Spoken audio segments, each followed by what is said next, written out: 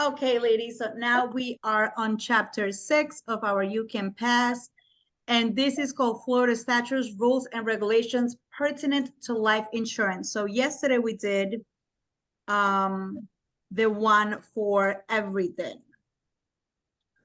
Right, so let me share my screen. Can you guys see it? Yes.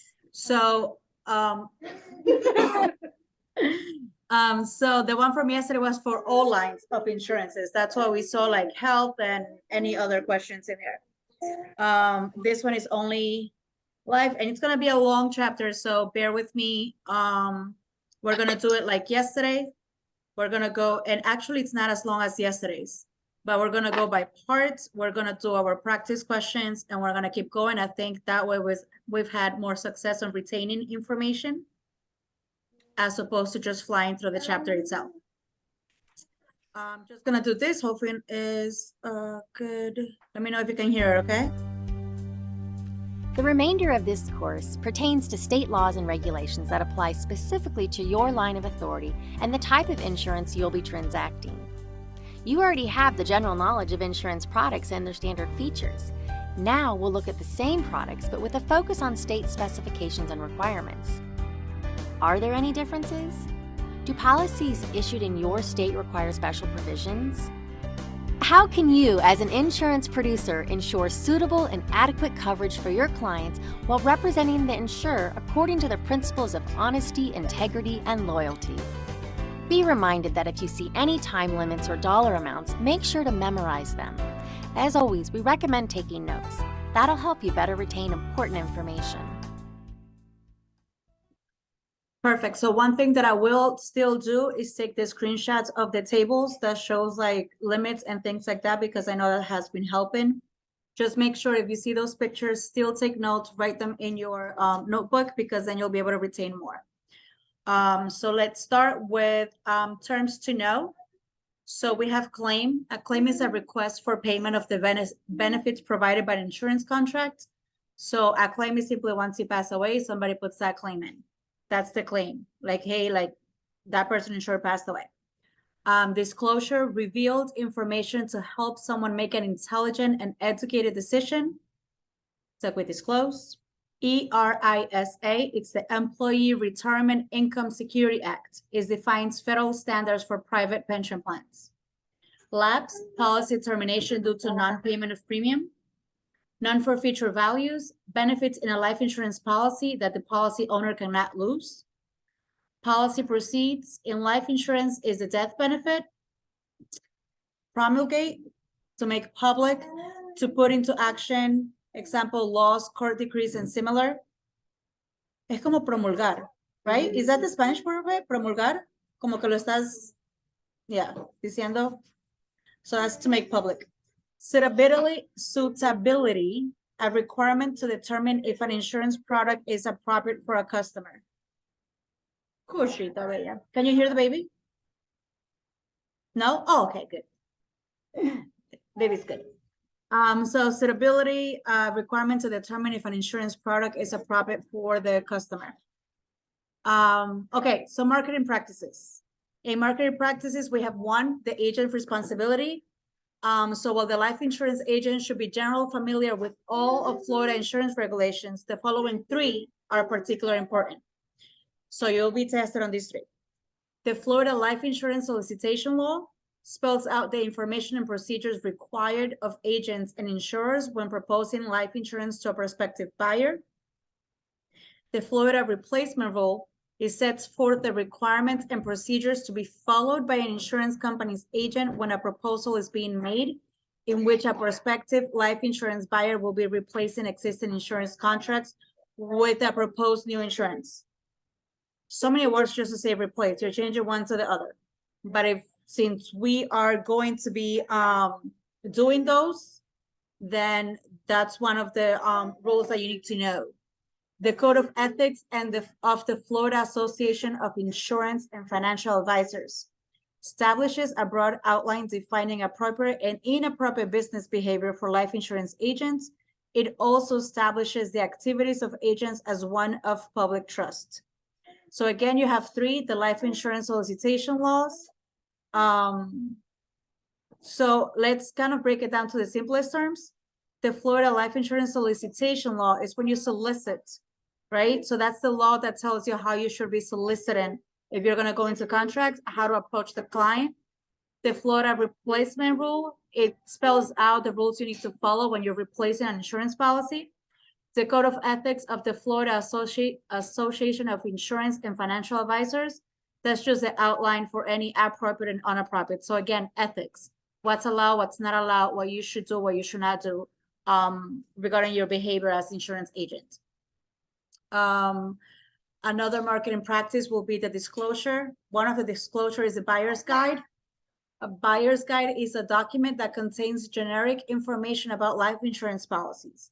The buyer's guide provided by the soliciting life insurance to the insured in this state must be in compliance with the buyer's guide adopted by the National Association of Insurance Commissioners. So a buyer's guide is just that, it's a guide for the buyer, kind of tells them how to buy the insurance and what insurance they should buy. A policy summary is a written statement that describes the elements of the policy that includes key features, conditions, and restrictions of the policy being applied for. So the policy summary is given before, right? I think we just saw that, right? The policy summary is given before the policy is issued. So I don't know if you guys, when you're given, or when you're in the training appointments, that you're given a quote, and you take that little picture that says, hey, for a term insurance of this amount of years, with this amount of coverage, is this amount? That's technically a policy summary. Like, you're outlining what the policy will be and how much it will cost, right? So that's, now that's part of it, right? The full policy summary will have, includes the following: the prominent placed titles such as statement of policy, cost, and benefit. So like everything should be titled. This is how much it's going to cost you. This is the coverage. Name and address of the insurance producer. If no producer is involved, an explanation of how to receive responses to inquiries regarding the policy summary. So basically your information, or your agents or the office. Full name and address of the insurance company issuing the policy. Again, it's like Primerica in our main office. The generic name of the basic policy and each rider, if it's term 30, if it has a child rider or a spouse rider, or a waiver of premium. The following amounts were applicable for the first 5 policy years and representative policy years thereafter, sufficient to illustrate clearly the premium and benefit. So annual premium for the basic policy, the annual premium for each rider attached. So it asks for the full policy summary to have it spelled out for the first 5 years. And then if it's going to change, then it's spelled out for the next 5. Statement, and this, if you can see it, it's more for if they have the cash value and how that's going to go. You see effective policy loan, guarantee cash surrender, all that stuff. And that's why it's asking you for many of the other years. The statement that dividends are based on the company's current dividend scale and are not guaranteed. The statement printed close to life insurance cost indexes as follows. So an explanation of the intended use of these indexes is provided in the life insurance buyer's guide. So it tells you like the wording to have there. Again, you'll need this for the exam, not for practices, because we don't have those policies. And then the date the policy summary is prepared. To be honest with you, when Ellie was doing her exam right now, the only question she got about policy summary is when should it be delivered? When the policy is issued, when things like that, like, and then the answer is policy summary needs to be given before the policy is issued. And so that's the only question she got on that one. The policy summary must be a separate document, and it cannot be combined with the sales illustration. And actually, that was one of the options, right? Yeah. That was one of the options. A policy summary must be combined with a sales illustration. So the answer that she chose was a policy summary must be given before the policy is issued, which was the right one. But just so you know, separate document, the policy summary on its own. A sales illustration must be something else. Both the buyer guide and the policy summary must be provided to an applicant prior to the applicant's initial premium payments. So if no payment has been given, we know the policy has not been issued. If a policy provides an unconditional refund of at least 14 days, the buyer's guide and policy summary may be provided to the applicant at the time the policy is delivered. All right. Now we go to advertising and sales. First and foremost, advertising must be accurate and not misrepresent facts. So we saw a little bit of that yesterday on chapter 5 as well. It cannot misrepresent, or you cannot like over exaggerate things on your advertising. Advertising rules apply to an insurance advertisement intended for presentation, distribution, dissemination, or other advertising use when used or made either directly or indirectly by or on behalf of the insurance company. So if you're intended for presentation, distribution, dissemination, like you need to make sure that if you're saying it's that advertisement is on behalf of the insurance company, then you need to follow all of that. So any advertisement for life insurance needs to be regulated, and you need to adhere by the rules. That's why when Miguel shares something, he's like, hey, you guys can use this. We can use it. Grab it and put it on your stories and things like that. Primerica is also super good to have social media ads and advertisements and things that you can share, because they're the ones that published it. So it's already according to the rules and regulations. Life insurance solicitation. The process of issuing a life insurance policy begins with the solicitation. So that question that we ask our loved ones, like, do you need life insurance? No, I'm kidding. In simple terms, solicitation of insurance means an attempt to persuade a person to buy an insurance policy. And it can be done orally or in writing. So we use a lot of these messaging through social media. This includes providing information about available products, describing the policy benefits, making recommendations about a specific type of policy, and trying to secure a contract between the applicant and the insurance company. Any sales presentations used by the insurers or their agents in communication with the public must be accurate and complete. The purpose of life insurance solicitation regulation is to provide buyers with information which will improve their ability to select the most appropriate policy, their understanding of the basic features of the policy, and their ability to evaluate the relative cost of similar plans of life insurance. The regulation on life insurance solicitation applies to any issuer of life insurance, including fraternal benefit societies. This regulation does not apply to the sale of the following. Let me highlight this part. So the regulation on life insurance solicitation applies to any issuer of life insurance, including fraternal benefit societies. Does anybody remember what the fraternal benefit societies are? Let's see if she answered. The fraternal is the ones that just keep to themselves, like members. Good.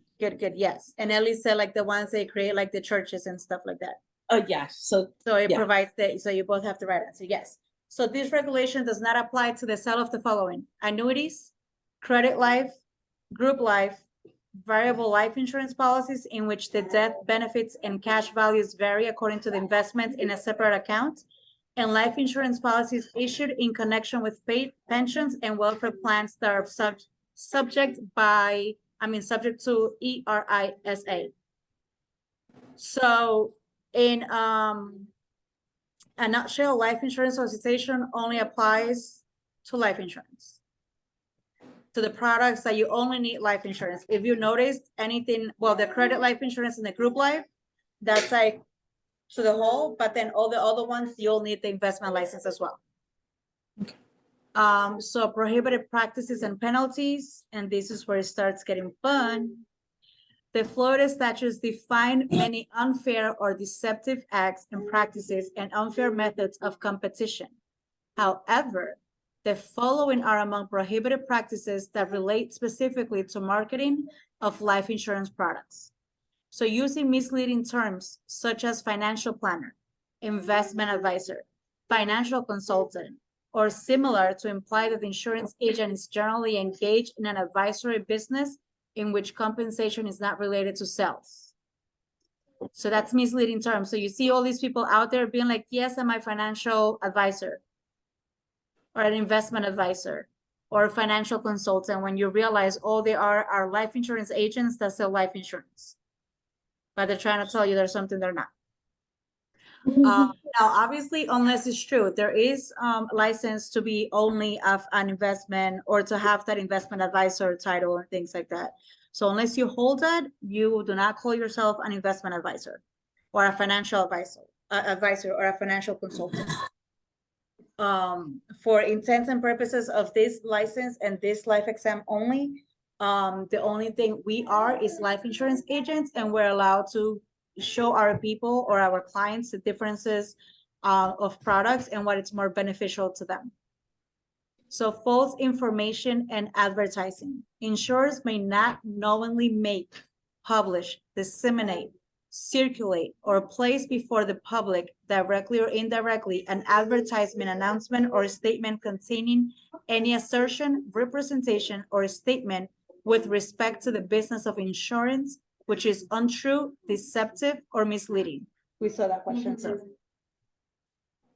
And it was false advertisement, right? When it said that. So we saw this in a question form, like when it's all of this, what is it? And it had like misrepresentation, false advertisement, and coercion, and other terms in there. So all this chapter basically goes back to ethics, or this whole part over here. Like don't do something that is not allowed. Advertising of gifts. For the purpose of advertising, a licensed insurer or its agents may not give to insured or prospective insured any articles of merchandise that have a value of more than $100 per insured in a calendar year. So you're allowed to give them gifts and gift cards and things like that, but it cannot be more than $100. And I still think that's wrong, but apparently it's legal. But isn't that like trying to bribe them kind of thing? Isn't that illegal anyway? It's I understand. So for the purpose of advertisement, right? So if I'm advertising, I'm a licensed person, I'm advertising something. I think the difference comes to I'm advertising this, I don't know, this office or this event, or I have a booth somewhere, and I'm giving out like raffles and things like that for 100, kind of like to get information or things like that. However, I'm not telling you, hey, I'm giving you this $100 cup if you buy a life insurance from me right now. You know what I mean? Yeah. Like I'm just using it as a gift for advertisement purposes, like a gift in general. Now, if I tell you I'll give it to you if you buy, then that's what? What was that term?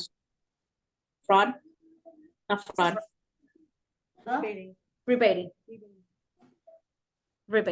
There you go. Good job. I hate that word. Right?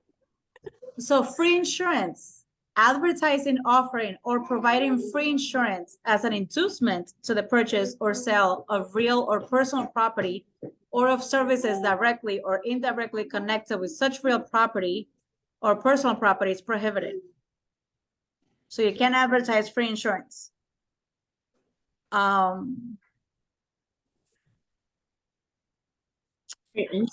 I guess an example of this thing, like who will do it? Let's say I'm a licensed agent and I'm also a tax accountant.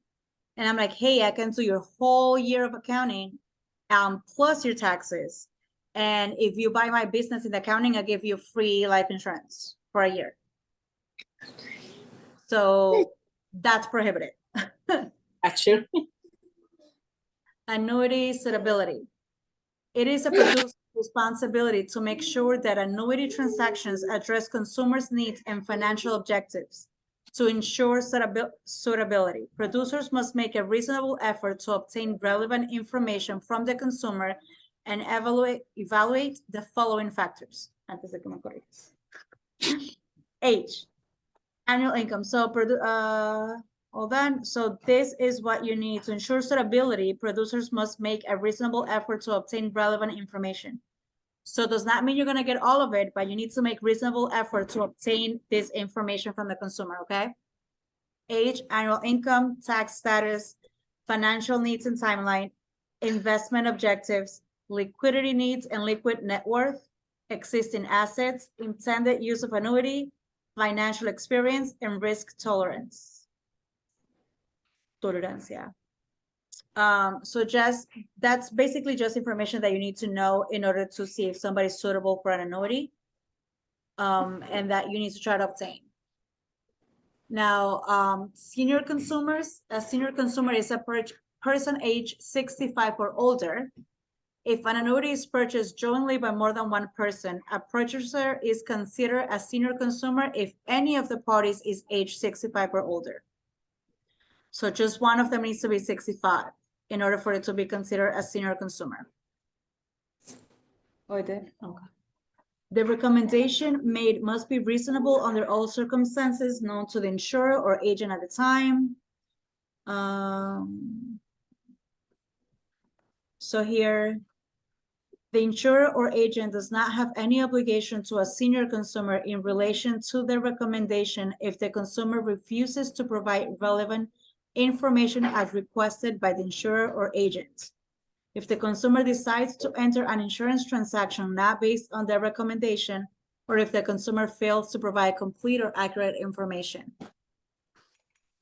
So you won't have any obligation to them if they give you the wrong info or not the full info. You can only kind of advise them or give them the product based on the information that they give you. If they did not give you the right information and therefore you weren't able to give them the right product, that is not your fault. They should have answered your questions to begin with. An annuity contract issued to a senior consumer age 65 or older may not contain a surrender or deferred sales charge for a withdrawal of money from an annuity exceeding 10% of the amount withdrawn. She got that question so on the exam. I was like, I don't know the answer. She was like, that's 10%. And to be honest, I was like, I don't know. And she was like, that's this, that's that, that's this. I'm like, good job. It's very good. When recommending a purchase or exchange of an annuity to a senior consumer, the insurer or its agent must have reasonable grounds to believe that recommendation is suitable for the consumer based on facts disclosed by the consumer about investments. So again, we made the recommendations based on the information they give us. Before executing a purchase or exchange resulting from such a recommendation, the insurer or agent must make a reasonable effort to obtain the information. So if you're needing information to make a determination and you're asking and they're not telling you, you can only recommend based on the information they give you. Okay, here.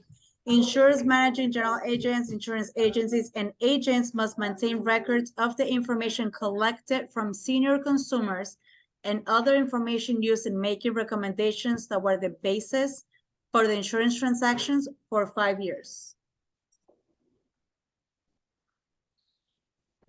So you keep records for 5 years. That's what I said in this one. So any information you use to determine your product. Look at that. Wait, I gotta see it. Hey, look at you. You passed the simulator exam over here. Eddie passed a simulator test. Good. Was so He's proud. going to take the test tomorrow. Policy or Munchkin, can you make coffee, please? Thank you. Policy or contract replacement. When a life agent makes a life insurance proposal and knows or should know that the purchase of such policy will replace existing life policy insurance, the Florida replacement rule applies. We saw this question, sir. This rule sets forth, okay, just so you guys know, and I'm sorry, I'm like cutting myself off here. The exam, you know, is 2 parts, just like a simulator. Okay. It's a 2-part exam. The second part of the exam is basically chapter 5 and 6. It's Okay. all rules and regulation. The first part of the exam is 1, 2, 3, 4.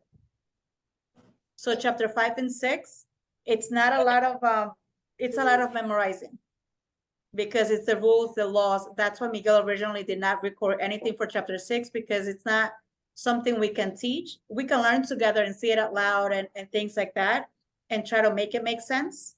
But it's basically law. So it's a lot of memorizing. So take your time with 5 and 6 and go back and do the quizzes and the term, like la terminología, el vocabulario, all of that, because half the exam, it's going to be based on this. Okay, which goes to show you that the main thing to know is basically the law, what you can, cannot do, and what's, and the other part you just need for the exam, like basic knowledge of the policies. And then depending the company you're working for, it's technically the products that you need to know inside and out in order to sell them. You can throw it out. Okay. So when a life agent makes a life insurance proposal and knows or should know that the purchase of such policy will replace an existing life insurance. So again, going back to the field training appointments, if the person, there is a question, and I know you guys have seen it, that says, does this person have a life insurance policy? And you click yes, and then it asks you for all the information, and then it says, is it replacing this policy? So if you're replacing the policy, then your Florida replacement rule applies. This rule sets forth requirements and procedures to be followed by the insurance companies and agents when making such a proposal. The replacement of contracts of life insurance with a new contract requires the agent to give the applicant a written comparison and summary statement at the request of the policyholder, and to follow instructions regarding replacement as obtained from the appointed insurer. So if the policyholder is asking you to give them a written paper comparing the two, you need to do it. Okay. Replacement means any transaction in which new life insurance or a new annuity is purchased, and as a result, the existing life insurance or annuity has been or will be any of the following: lapsed, forfeited, surrendered, or otherwise terminated, reissue with any reduction in cash value, converted to reduced paid-up insurance, continue as extended term insurance, or otherwise reduced in value by the use of non-forfeiture benefits or other policy value. Amended so as to effect either a reduction in benefits or in the term for which coverage would otherwise remain in force, or for which benefits would be paid, or used in financial purchases. Oh, finance purchase. Thank you. Just making sure you were paying attention. So basically, when you're replacing a policy, you need to let them know why you're replacing it. Okay. And by let them know, I mean, let the company know, like that benefit, you have to let them know. And there's questions in there. When you're putting another policy, you have questions that says, hey, are you going to let it lapse? Are you going to cancel it? Are you going to close it? Are you going to reissue? What type of policy you're doing? Like all of these things that is telling you need to do on the application, at least with our platform, it's going to ask you all of this just to make sure we're in compliance with the Florida replacement rule. So all of this will be automatically asked. Okay. Replacing insurer is the company that issues a new policy. Existing is a company whose policy is being replaced. Okay. Let's see. Let's go through a few questions, okay? Okay. I'll take it as if he's blowing kisses. He's blowing kisses? He's kind of drinking or chewing something. So it sounds like he's blowing kisses. I know he's not, because he's trying to eat something that's in his mouth, but for me, he's blowing me kisses. Such a needy auntie. Or got mommy. Oh, he had a popsicle, that was it. Okay, sorry. A customer with an existing life insurance contract is considering exchanging it for a newer contract. What Florida insurance regulation should the customer's insurance agent consult? A, the Florida replacement rule. B, the code of ethics of the Florida Association of Insurance and Financial Advisors. C, the Florida Life Insurance Solicitation Law. D, the Florida Insurance Guarantee Association. The Florida replacement rule? So it's considering existing. Yeah. She said not to even read it again because you answered it. Oh, I answered. Sorry. Yeah, no, you answered correctly. I was like reading it again because she was like, what is that they asked? I was like, forget it. She answered it right. Like, don't even. I'm glad. Can they hear? I'm hoping they can hear all that. Licensed life insurance agents are expected to be familiar with which code of the following laws? Florida life insurance solicitation laws, Florida life insurance replacement laws, Code of Ethics of Florida Association of Insurance and Financial Advisors, all of the insurance laws and regulations.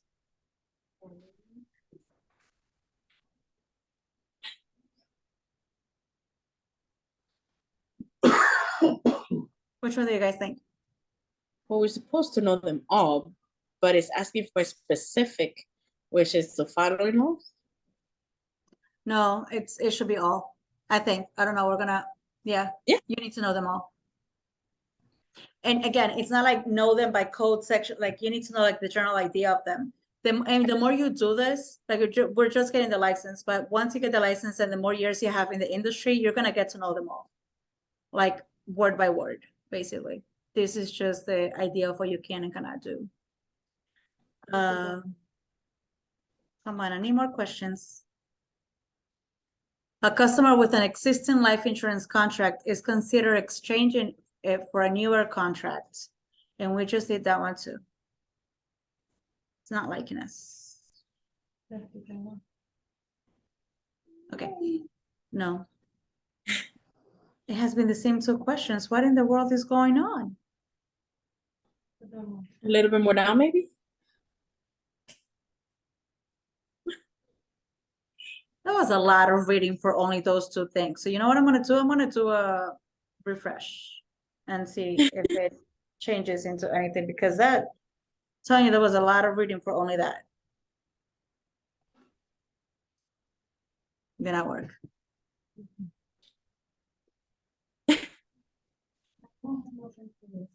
It absolutely licensed life insurance agent. Oh, Dios mío.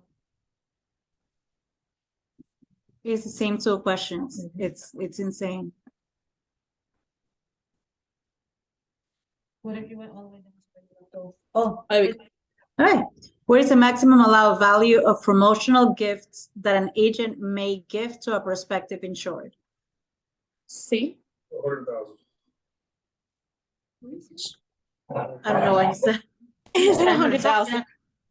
I don't know what he said, but all right. Conciencia. Huh? Pero ves? That's all of the laws. Okay. How long must insurers maintain records of the information collected from senior consumers and other information used in making recommendations that were the basis for insurance transactions? Be as a boy.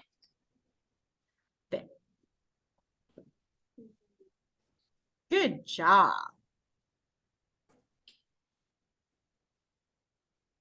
Oh, regulations for annuity recommendations would apply when a consumer is at least what age? 50, 62, 65, or 70? 65.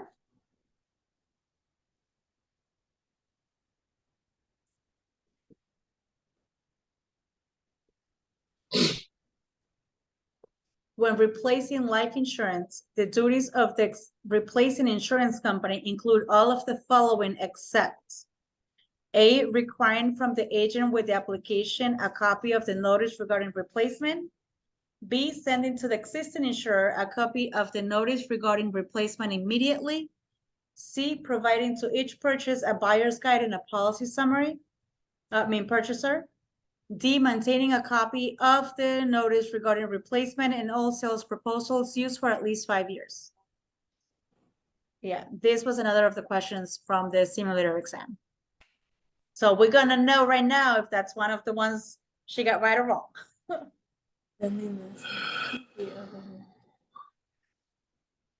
Which one do you guys think? I don't think so. I can't remember what we put. I know D is right. Like I know that's one of the right answers. Uh-huh. Requiring from the agent with the application a copy. B is like sending to existing insurer a copy of the notice regarding replacement immediately. Like, I know we need to send notice, but immediately? You know what I mean? Like, that's what throws me off. I think it's A. You think it's A? Oh, Yeah. Mildred, look at you. Oh, hi, Mildred. Sorry, my daughter was screaming like crazy. I was not gonna turn that on. Oh, you're so thoughtful. Wait, Talia was screaming? She's such a princess. Oh yeah. Yeah. La risa de Tatiana, oh my God. Okay, so let's do, Mildred said A. Let's do A. Oh, what the? Those Almost. because we don't have to keep an of the notice regarding replacement. But yes, and But not the still proposals. Those are just proposals. They haven't chose one. What? It's the insurance company. It's a replacing insurance company because the agent is supposed to keep it. Wait, hold your horses. Because that question said the agent. Like, what does the agent need to do? The agent needs to keep it for 5 years. Like us. Like, si nosotros estamos cambiando, nosotros tenemos que mantener todo eso por 5 años. But this is asking the insurance company itself.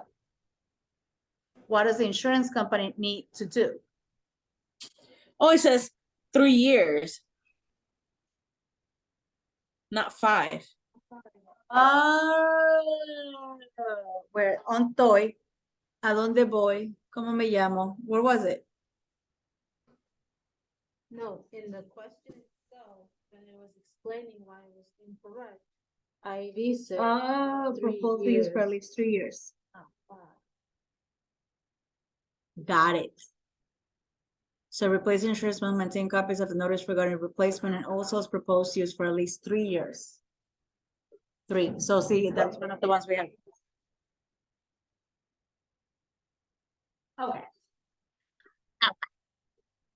And ves lo que te digo, que I was like, oh no, that's the right one. Okay, which of I the know, that's why we look at that one. That's why I Really love that quick.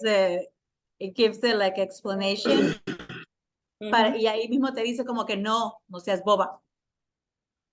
It's just, you know. Which of the following is among the regulations set forth by the Florida replacement rule? A, providing a written comparison and summary statement. B, explaining the procedures used when proposing insurance. C, defining appropriate and inappropriate business behavior. D, returning property to its original state before the time of loss. The heck does Which it- of the which is following among the are the regulations? So which one is part of the regulation?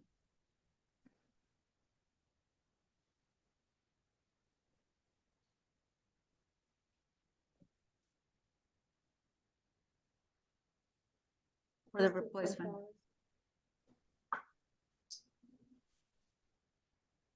So Ellie A. says, oh, you guys said the same thing, providing a written comparison and summary statement.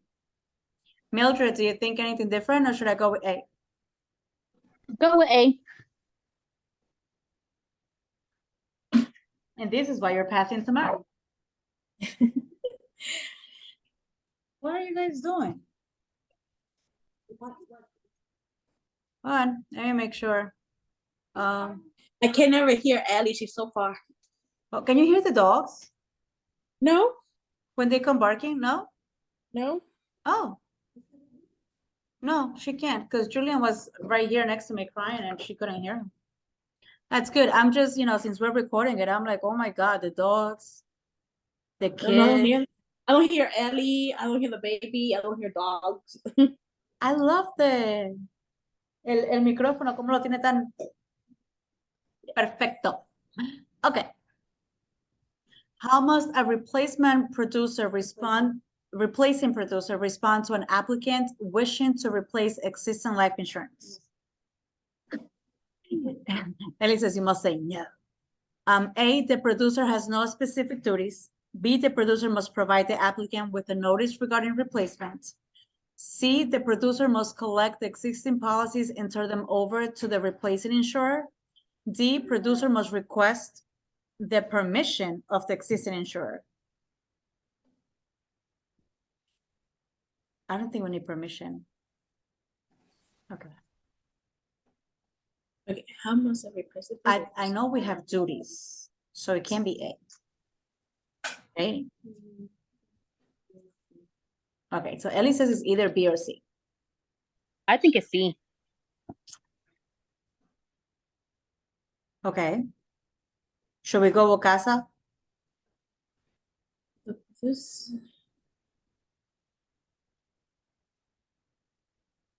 must provide the applicant. Oh. Okay, I'm stuck with D. I don't know why. For which one? B as in boy. Duties of the replacing producer. Look at that.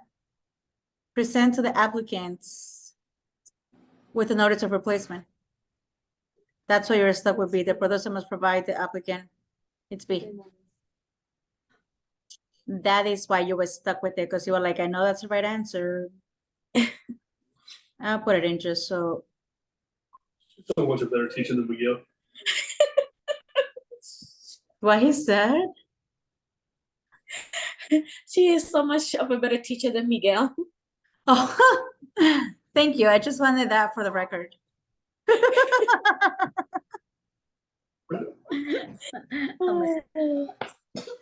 Yeah, I'll show Miguel that part later.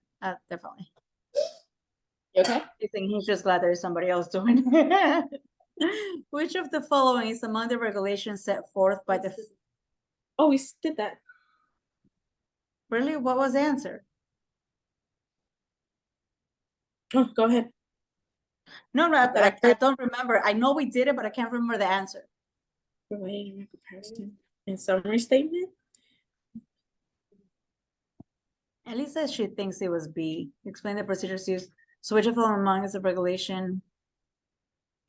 You say providing with a comparison. A. A?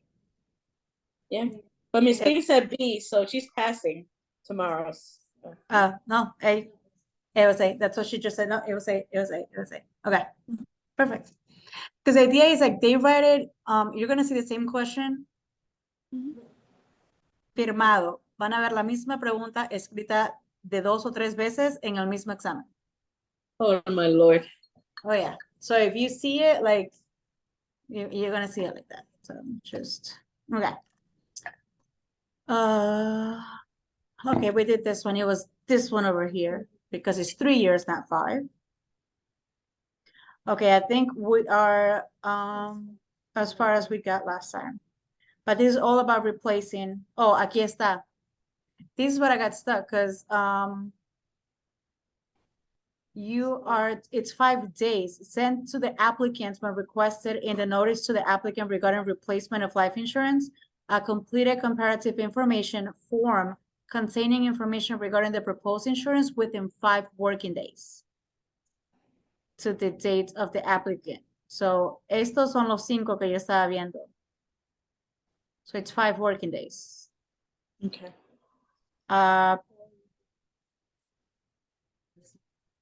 So you have 5 working days of the date the applicant and regarding the replacement are received at the insurance home or original office, or the date its policy is issued, whichever is sooner.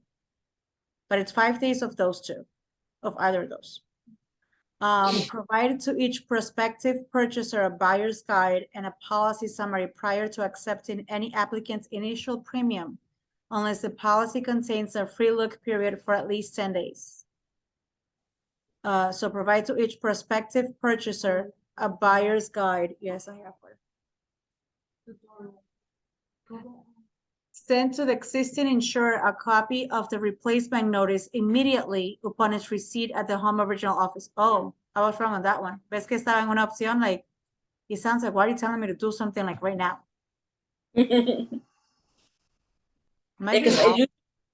Usually here it's either, what is it, like 10 days, 14 days, 30 days? Yeah. So you're supposed to send to existing insurer a copy of the replacement notice immediately upon its receipt at home office. So Yeah, immediately. I think we got confused because we hadn't got to that point, and we Mhm. got the question. Yeah.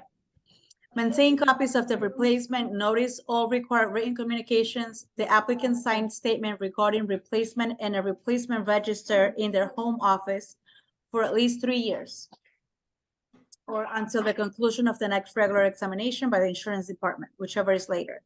So just keep your records. Existing insurers must provide policy owners with a policy summary for the existing life insurance within 10 days of receiving the written communication and replacement if requested.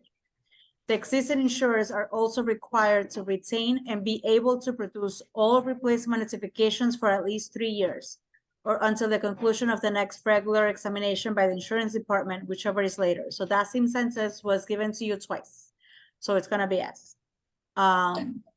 Just like we saw right now, like 1,000 times, the same question.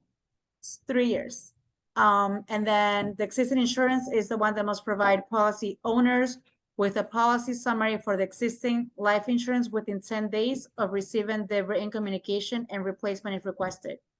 So once you receive it and it's being replaced, you as a new company or your new company has 10 days to give in the new policy owner the policy summary. Okay, so policy replacement, I am taking a little screenshot of this so you guys can see that little graph.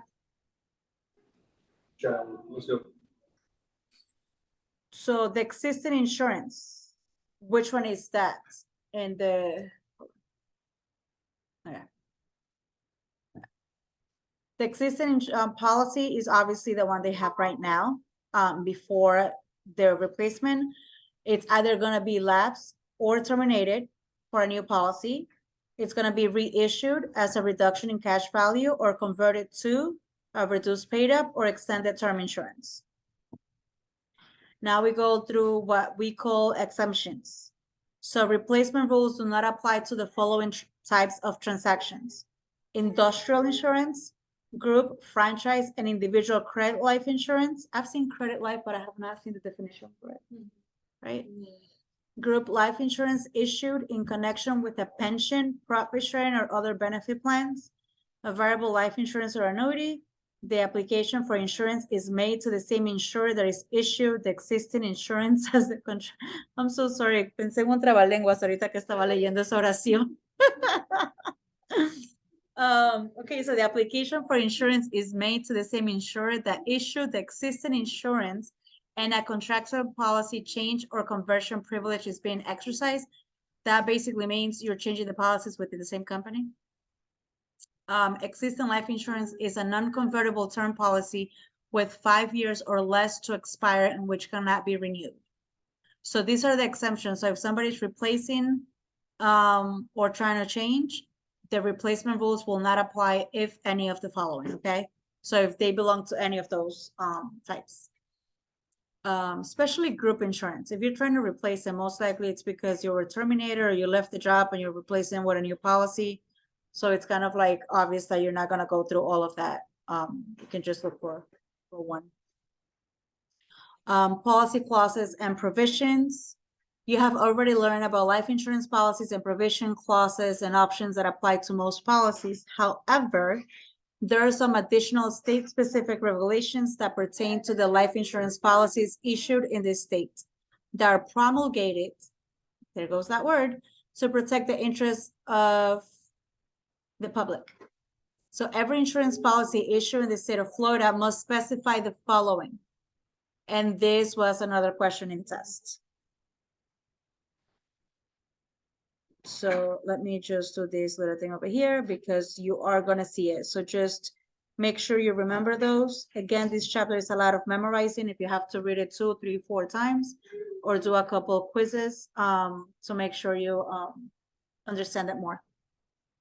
So every insurance policy issued in the state of Florida must specify the following: the names of the party to the contract, the subject of the insurance, the risk insured against, the effective date and period of coverage, the premium, the conditions pertaining to the insurance, and the form numbers and editions dates of all endorsements attached to the policy.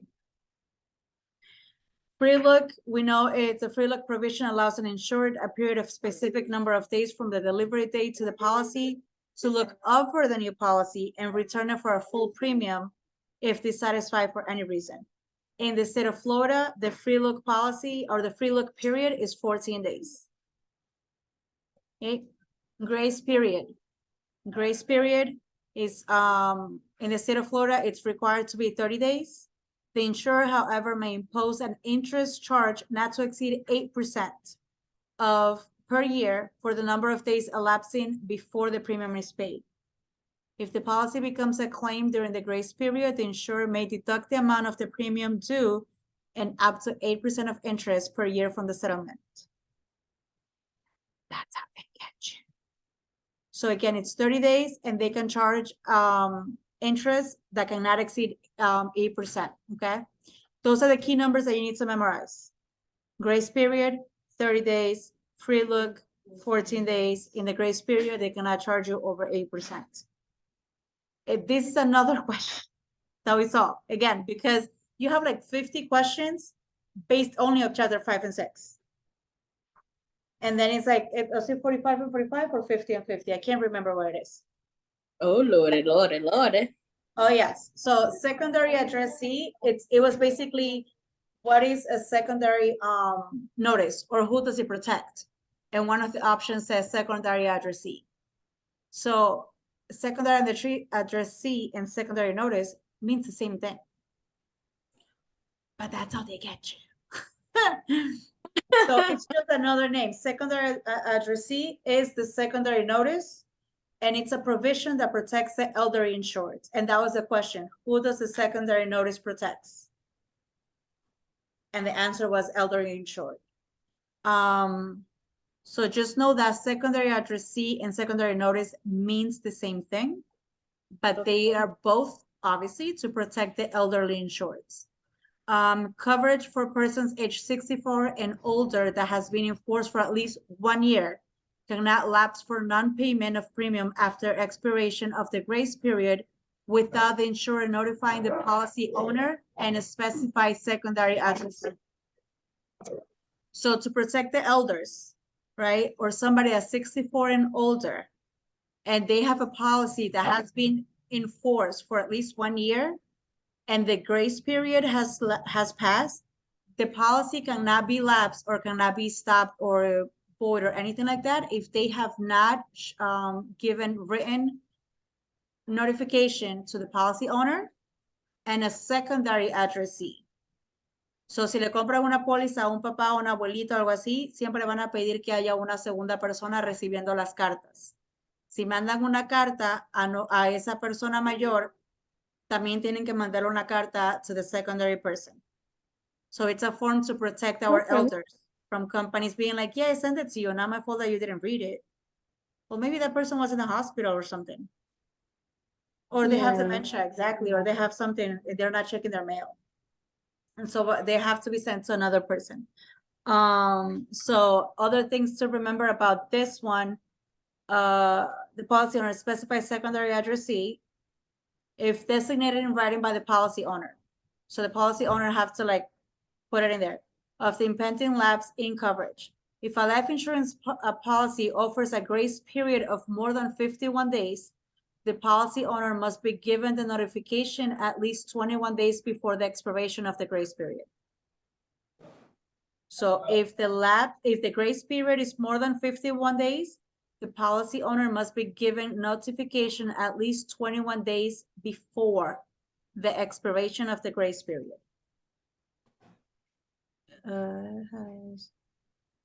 So the first one says you've been insured for 1 year.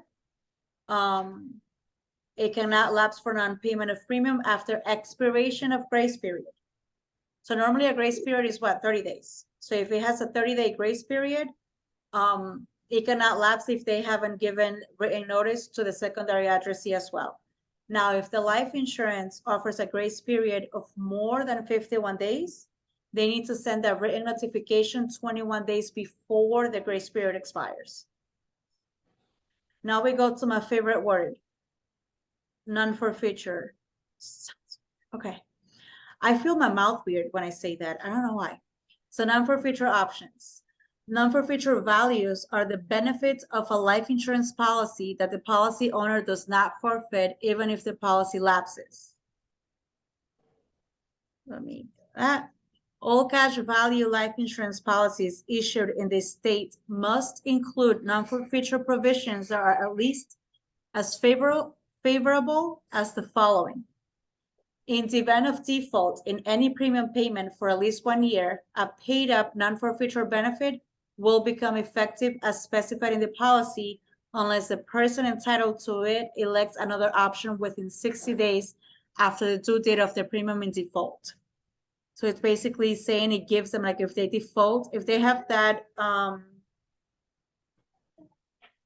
in the event of default in any premium payment for at least 1 year.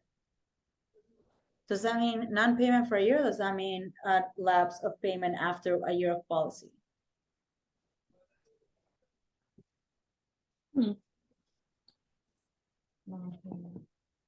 Right? So they have 60 days basically to decide from that day what to do with it, because maybe they have some cash value in it. And the non-forfeiture is basically saying, we want to make sure they don't lose all of it or everything. So at least that's how I see it. Maybe I'm wrong. If I am, tell me in the comments. I wanted to make her laugh. Upon policy surrender within 60 days after the due date of any premium payment in default, after the premium has been paid for at least 3 full years in ordinance insurance or 5 years in industrial policies, the insurer will pay in lieu of any paid-up non-forfeiture benefit a cash surrender value. So upon policy surrender within 60 days of the due date, so if you've been paying it for at least 3 years in ordinary insurance or 5 years, the insurer will pay in lieu of any paid-up non-forfeiture benefit a cash surrender value. If the policy is paid up or is continued under a paid-up non-forfeiture benefit, the insurer will pay a cash surrender amount if the policy is surrendered within 30 days after policy anniversary. And there's another number. So if the policy is paid up or is continued under a paid-up non-forfeiture benefit, the insurer will pay a cash surrender amount if the policy is surrendered within 30 days after the policy anniversary. A mortality table, interest rate, and method used in calculating cash surrender values and the paid-up non-forfeiture benefits must be available under the policy, and a statement that the policy's cash surrender values and a paid-up non-forfeiture benefits meet the minimum value and benefit requirement for the state in which the policy is delivered. Again, just read them through it, make sure you understand what they say. The insurer reserves the right to defer the payment of any cash surrender value for a period of 6 months after the man of surrender the policy. I think Jason actually said this in a training yesterday. So if you're asking to surrender the policy, they can take up to 6 months to give you your money. Oh, Oh, yeah. Spendthrift clause, that was also in the exam. The spendthrift clause basically says it's a protection of beneficiaries from creditors. I think that's a creditor. Predators? I know it sounds easy to say, but I don't know, mi lengua se traba. Okay. After I finish teaching this class, I know you guys are gonna be like, okay, now let's hop on a class and teach you how to pronounce words. This spendthrift clause, when included in a life insurance policy, protects the beneficiary from the claims of their creditors. You see, sounds weird. I said it wrong. Okay. Great. I swear it's not alcohol in here. As well as the prevention. So, si yo debo algo, right? Like, they cannot come after the benefits of a clause. Like, if somebody passed away and now I got money in my account because of a benefit claim that was paid to me, nobody that I owe money to can come and claim that money as theirs. Mhm. That's basically why this clause is there. I'm sorry, I cannot say the word, but it's real. I don't know why, but I cannot say it. as well as prevents the beneficiary's reckless spending of benefits by requiring that the benefits be paid in a fixed period or fixed amount installments. The beneficiary does not have the right to select a different settlement option and is not allowed to assign or borrow any of the proceeds. The Spendthrift clause is designed to protect life insurance policy proceeds that have not yet been paid to a named beneficiary from the claims of the creditors of the beneficiary or policy owner. Nice. All individual life insurance policies must entitle the beneficiary to all proceeds due to under the policy, regardless of any claims against the insured. In addition, the cash surrender value of a life insurance policies and annuities is not subject to garnishment, attachment, or legal processes in favor of a creditor. You see? However, if the policy death benefit is payable to insured state, it becomes part of the state and may be subject to the claims. So is that understood? Si se lo dan if it's given to one person, no creditor can come after that benefit. But if it's given to that person's state, the state needs to liquidate its debt before it can pay beneficiaries of the state. So if it's given to a state, then that money is not protected. You know, people that you owed can come after that money. Okay, designation of beneficiaries. If a former spouse of the policy owner, this was asked as well. Yes, this was, and I think we got it wrong, maybe. Okay, so if a former spouse of the policy owner is designated as the life insurance policy beneficiary, the beneficiary designation will be void at the time the policy owner's marriage is legally dissolved or declared invalid by court order if the designation was made prior to the divorce. I didn't know that. So if right now, obviously my beneficiary is my husband, apparently if we get divorced, then Maybe if you're in the process and he dies and you're not fully divorced. so Is that what I mean? no, this is a former spouse, so that means legally dissolved. Okay. Oh, So- and he didn't change it. Yes, so it needs to or declare it valid by court. The designation was made prior to the divorce, right? If a former spouse of the policy owner is designated as the life insurance policy beneficiary, the beneficiary designation will be void at the time So que yo lo designe a él como beneficiario, it will be void after a divorce. Which in all intents and purposes, it'll be dumb, because if I want somebody to keep my money and protect my kids, it will be my kid's father. But in my case, I don't know. I might think different after a divorce, you know? Who knows, right? But who's gonna stay with the kids? The father. Right? That's what I mean. Life agents cannot be designated as policy. Well, no, what you saying? Yeah.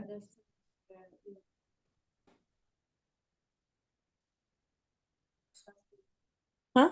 Or the mom wants to be a family. I can't hear Ellie. Oh, it says that there's times in a divorce that they want to be a PIA and they take, like, they want to fight the father, like the mom's family. They want to fight the father and take the kids from them. So the kids then they're given to like grandma or something. But legally, if the father is able to take care of them, they get it, right? Legally, they can go to a court battle, so that's why they should be a will. If the mom legally has custody of the kids, then he has no custody and legally he can't. Yeah, that's in the case of they're already divorced, basically. And mom has full custody. That, I think that's why they put that in there, Mhm. because not all the time the dad takes over. Yeah. So There's different scenarios. little notes, if you guys are divorced, leave wills and cosas así que digan who the kids will go to. And even if you're married, because we've had that conversation with Al, what happens if something happens to us, who will take the kids and we cannot settle on the person? Which is weird. It's a hard conversation. Okay, so policy settlements. Every contract must provide that when a policy becomes a claim by the death of the insured, settlement must be made upon receipt of due proof of death and surrender of the policy. So when a policy provides for payment of proceeds in a lump sum upon the death of the insured. Hey, that sounded weird. Sorry, I didn't mean to. He beat your butt, didn't he? Go in. Save yourself.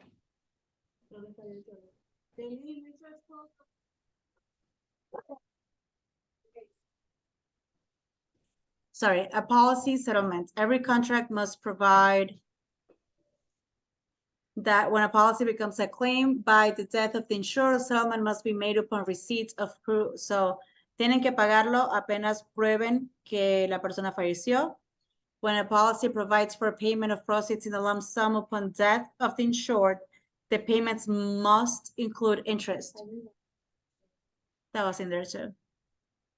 So when a policy provides a payment of proceeds in a lump sum upon death of the insured, the payment must include the interest at an annual rate equal to or greater than the Moody's corporate bond yield average monthly average corporate. That was a mouthful. As of the date the claim was received. From the date the insured received written due proof of death of the insured. So long story short, si prueban que la persona falleció and you send proof of that, like to the claim, they have to pay the whole thing if they're paying in a lump sum plus the interest according to the average corporate, like el interés publicado. And the life insurance has the power to hold the proceeds of any policies issued by it is as agreed to in writing by the insurer and the policyholder. The proceeds held by the insurer will be exempt from the claims of the creditors of beneficiaries. Has the power to hold the proceeds of any policy issued by it as agreed. Esa parte que me tiene confundida. So invited by the insurer and the policyholder. Okay, so upon maturity of a policy, in the event the policyholder has made no such agreement, the insurer has the power to hold the proceeds of the policy under an agreement with the beneficiaries. The insurer is not required to segregate the funds held, but may hold them as part of its general assets. Oh. Long story short, always name your beneficiaries, always have a will, always leave like even the living wills. O cuando estás en el hospital, like who will decide what? Always have everything in place. Competent parties, I know we've seen it in other parts, but keep track of the age on this one. The parties to a contract must be capable of entering into a contract in the eyes of the law. Generally, this requires that both parties be of legal age to contract insurance, mentally competent to understand the contract, and not under the influence of drugs or alcohol. In the state of Florida, the minimum age for entering into a life insurance or annuity contract is 15. How? How? How? How? Yeah, you can't smoke until you're 18, you can drink until you're 21, but you can buy insurance and go sign a life insurance contract when you're 15. I guess you need to do the responsible things first. Be covered before you start smoking, before you start drinking, before you start driving. Go Florida. How? I mean, I don't know. Prohibited provisions. Insurers may not issue policies, but you know, now that you laugh, you're gonna remember. That's true. We do the responsible things first. We get life insurance first, and then anything else. They can be covered before they get in the car. Exactly, it needs to be covered before they get into the car, because I know they can get a permit at 15, but you can also buy your life insurance then. So insurance may not issue policies according to the grouping of its policy holders into groups and divisions classified according to age, and providing for payment of contingent endowment benefits from special funds created for such purpose to the oldest member in seniority of the group division. Insurers are also prohibited from issuing policies that contain annual endowments or other specialty type policies, such as founders policies or coupon bearing policies. Coupon bearings. The office will revoke the certificate of authority of any insurer who violates this provision. You can't do that.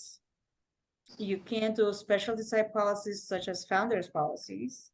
And it says you can't group into groups and divisions classified according to age. Oh. Okay, group life. Individual life insurance is written on a single life. The rate and coverage are based upon the underwriting of that individual. So that's what we've seen up to now, right? So whether you buy a whole, whether you buy a term life, it's all based on that one person, on that single life. Now, group life insurance is written as a master policy issued to the sponsoring organization covering the lives of more than one individual member of that group. Individuals covered by group life insurance do not receive a policy, but receive a certificate of insurance from the master policy. And this you've seen it in many questions, and they try to trick you because one of the questions for the simulator said something like, when you're issuing the group life insurance, what certificate do they get? And one of the options was certificate of authority.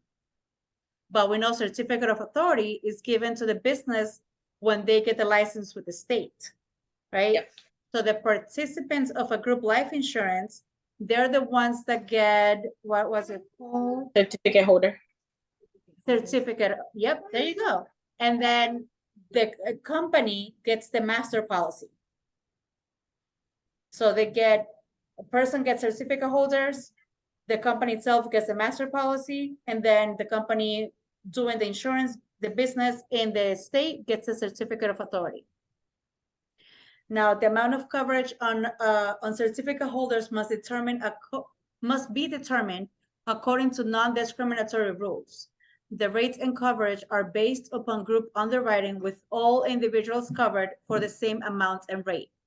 The cost of coverage paid by the employer in excess of $50,000 is taxed to the employee.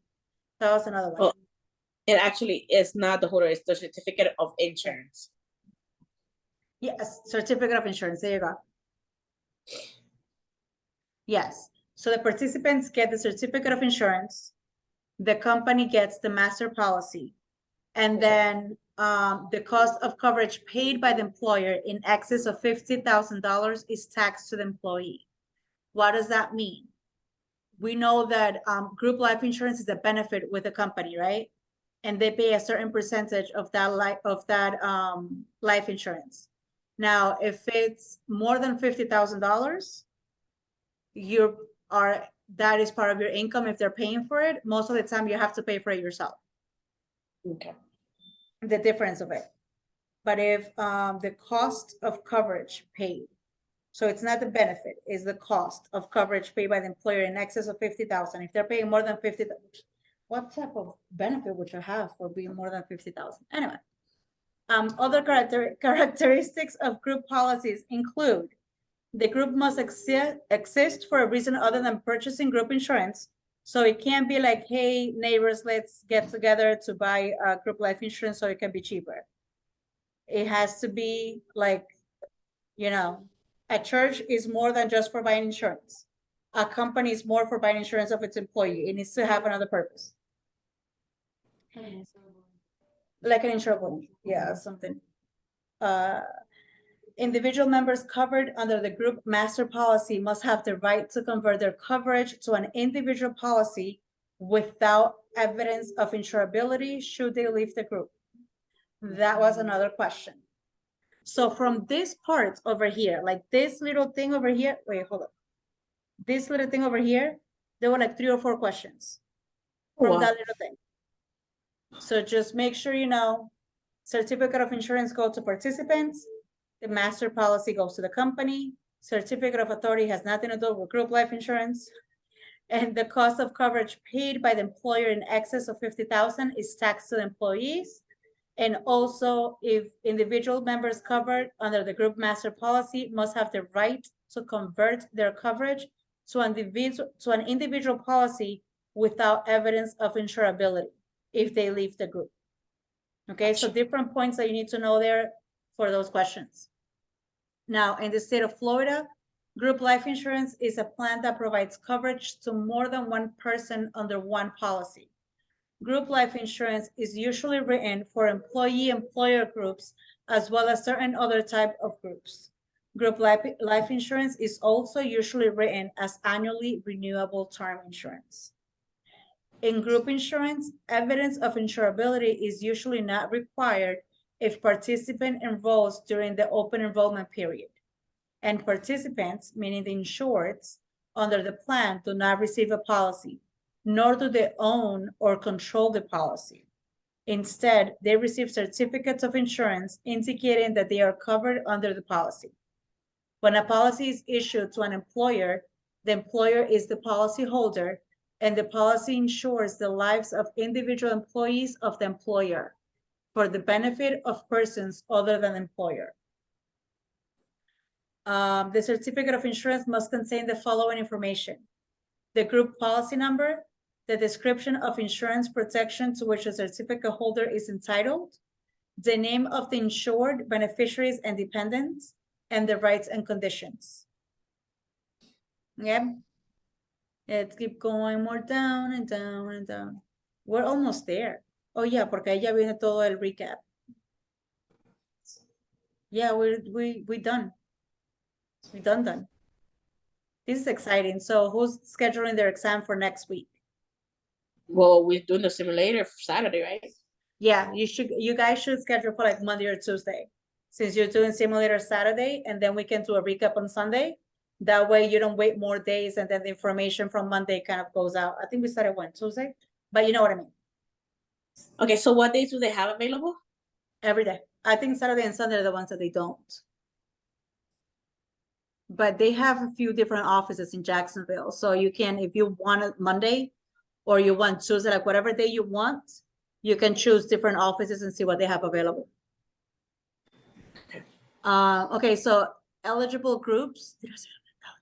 Eligible groups. Group life insurance policies may be issued and delivered in the states insuring the lives of more than one individual, if they comply with the requirements for group insurance and are issued to one of the following eligible groups. Employee groups, know that the term employee includes retired employees as well.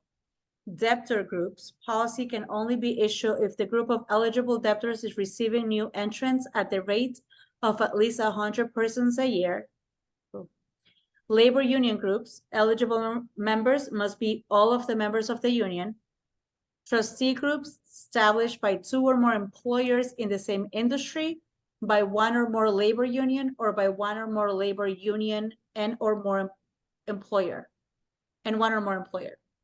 Association groups, the association must be in existence for at least 2 years and must hold regular meetings annually if a policy is contributory. Example, the insured members pay part of the premium. At least 100 eligible members must elect to be insured.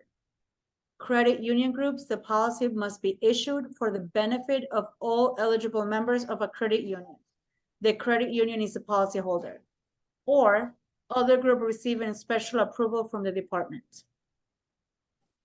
So group life insurance, we didn't see anything on this during this test. That does not mean you're not going to see it in yours. So just make mental notes of the eligible groups. You kind of need to make sense.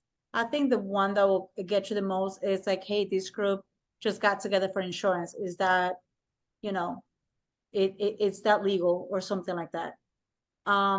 Required provisions. This over here, I am going to make it a little bit smaller and just take a quick picture of all the required provisions, because it's kind of a summary of all the provisions that we've seen. So let me just give me a second while I do that. I love this little snippet thing.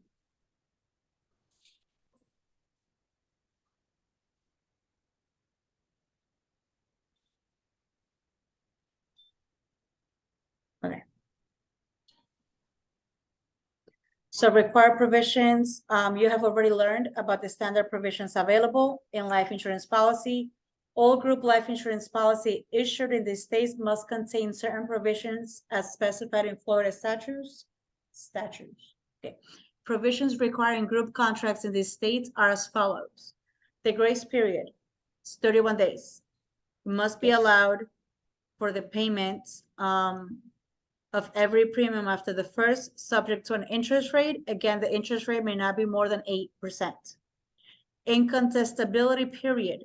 This provision prevents an insurer from denying a claim due to statements in the application after the policy has been enforced for a period of 2 years.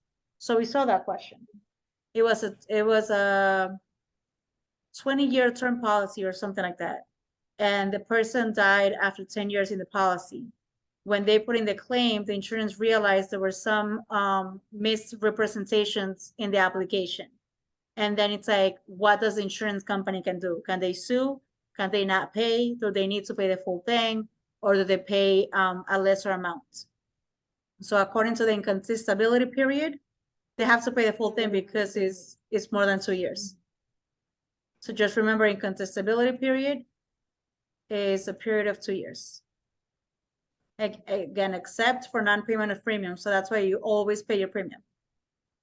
Entire contract. The contract, remember, is an agreement between two or more parties enforceable by law.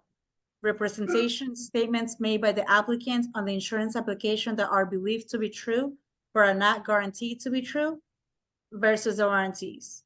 So this provision states that a copy of the application must be attached to the policy when issued. All statements made by the policyholder or by the persons insured will be deemed representation and not guarantees. Warranties, sorry. Warranties, okay. So entire contract, representations, and warranties. The entire contract is this provision states that a copy of the application must be attached when the policy is issued, and all statements made by the policyholder or by the persons insured will be deemed representations. So that's why the term misrepresentation comes from, which we'll see in a bit.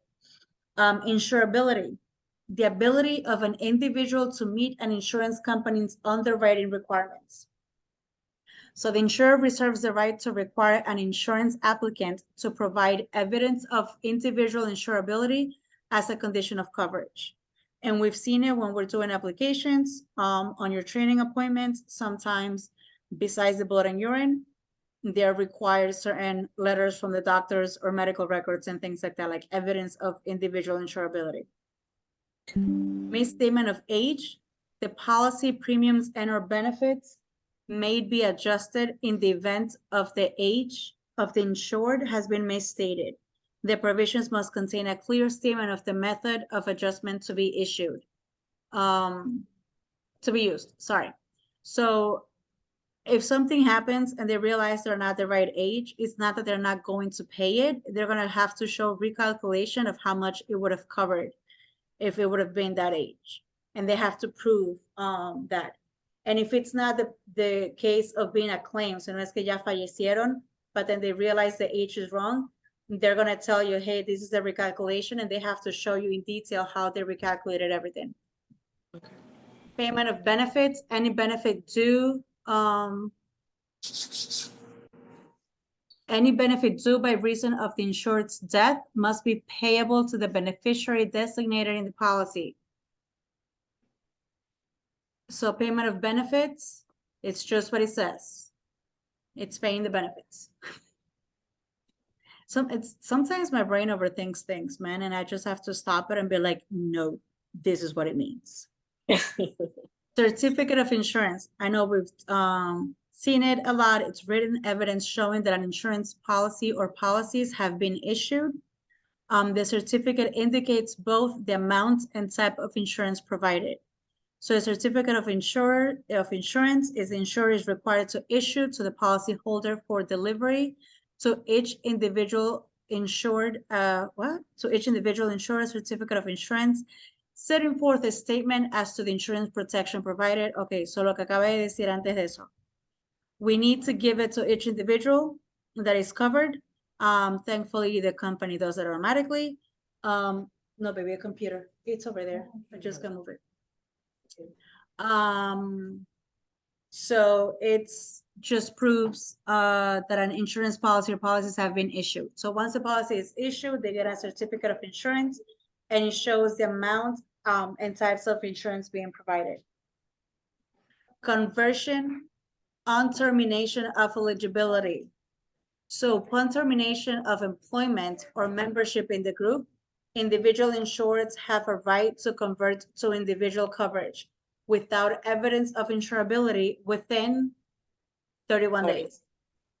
So if you leave or you're terminated, or you quit, you get fired, whatever the case is, you can convert without evidence of insurability within 31 days.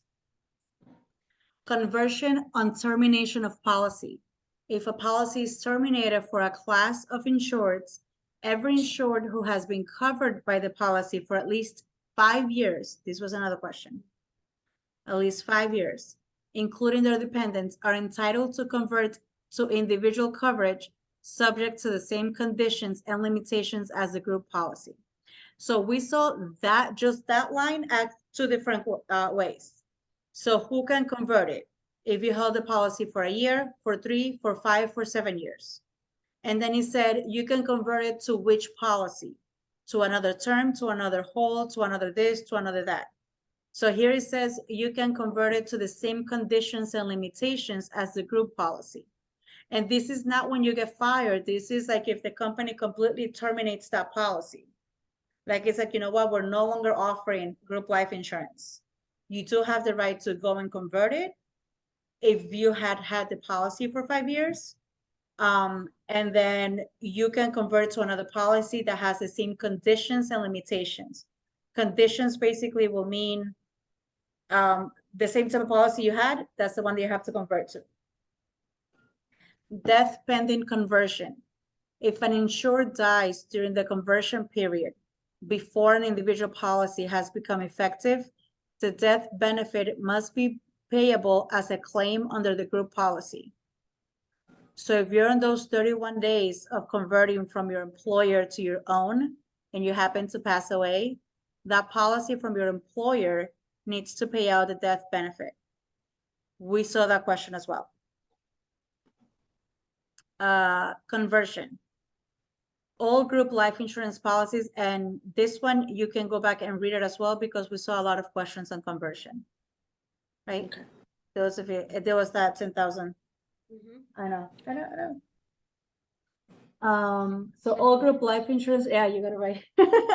All group life insurance policies issued in this state must provide the insured the conversion privilege.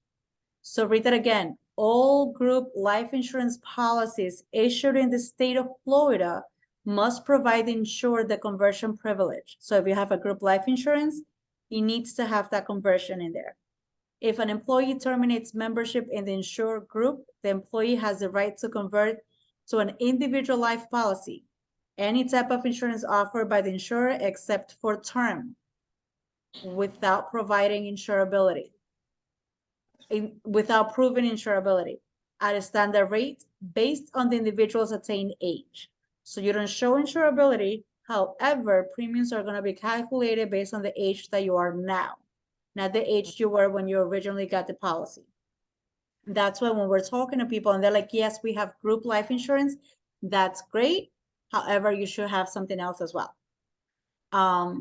The face amount or death benefit will be equal to the group term face amount, but the premium will be higher. The employee has a period of 31 days after terminating from the group in order to exercise the conversion option. During this time, the employee is still covered under the original group policy. Group policies also must contain a provision stating that if the group policy terminates the insurance for any class of insureds, everyone affected who has been insured for at least 5 years of the date of termination is entitled to convert to an individual policy. The individual policy cannot exceed the smaller of the following amounts: the amount of the individual's life insurance protection ceasing because of the termination, minus the amount of any life insurance for which the insured becomes eligible under any group policy, or $10,000. So basically, any type of insurance offered by the insurer except for term. That sucks. If a person insured under a group policy dies during the conversion, well, we already know that, right? Yeah. Okay, but read what it says. Cover. The death benefit to which the insured would have been entitled under a new individual policy will be paid by the group policy, whether or not the applicant for the individual policy or the first premium payment has been made. So if it's still during those 31 days, even if you already selected and already made the first payment, if it hasn't been active, the other one still pays because it's still during that conversion period. Now, coverage for dependents, a group life insurance policy benefits may be extended to insure the employee's spouses and dependent children. The amount of insurance for any covered dependent may not exceed the amount of insurance for the insured employee. So if I have a policy under the group policy and mine is 100,000, I cannot buy 150 for my child. It needs to be 100 or less. Assignment of proceeds according to the terms of the policy or any agreement between the insured, the group policyholder, and the insurer.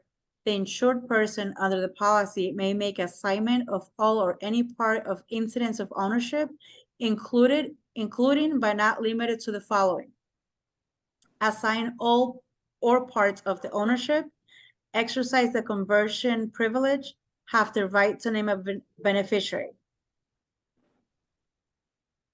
All right, so important notice. In order to complete this course, you must use the simulate exam. Okay. So basically, this is just telling you you're done. Yay. Before getting credit for the class, you have to pass the simulate your exam feature. Once you pass it, you need to get the certificate, which is the one that we showed you when she got it. Then click next.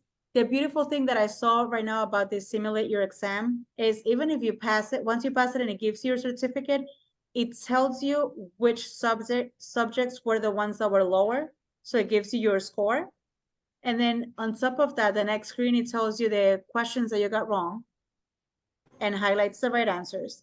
And on top of that, the next one, it tells you which kind of chapters and subjects were the ones that you need to review on. And it has special quizzes on those. Or you can be like, test me on these subjects now. The focus exam, yeah. So se enfoca en lo que te salió mal en el examen. That's cool. That's if you pass it. So like you pass, even if you pass for a 70, it tells you, hey, this is what you have wrong.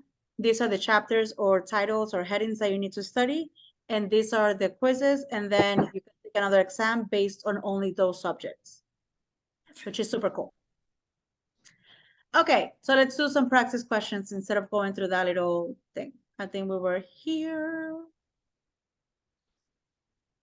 Under what conditions will proof of insurability not be required of an employee wanting to enroll in a group insurance plan? If the employee has been approved for the other insurance policies in the past, if the employee has maintained consistent insurance coverage, if the employee enrolls within a certain time period, the employee will never have to provide proof of insurability in order to enroll in a group plan.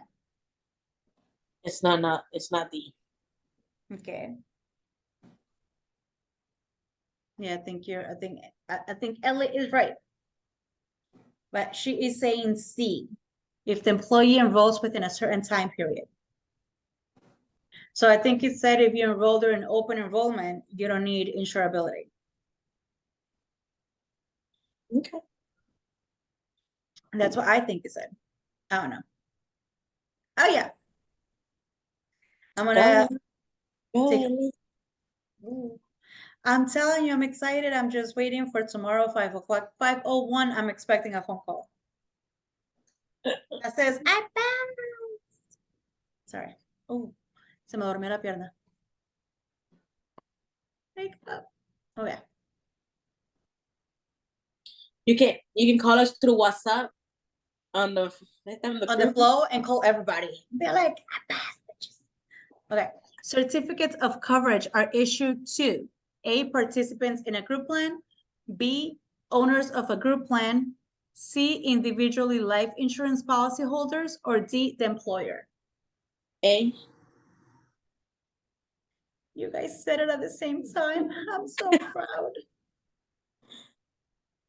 When a group policy terminates, every individual insured under the policy will be entitled to have an individual policy if the insured has been insured by the group policy for at least how many years prior to policy termination?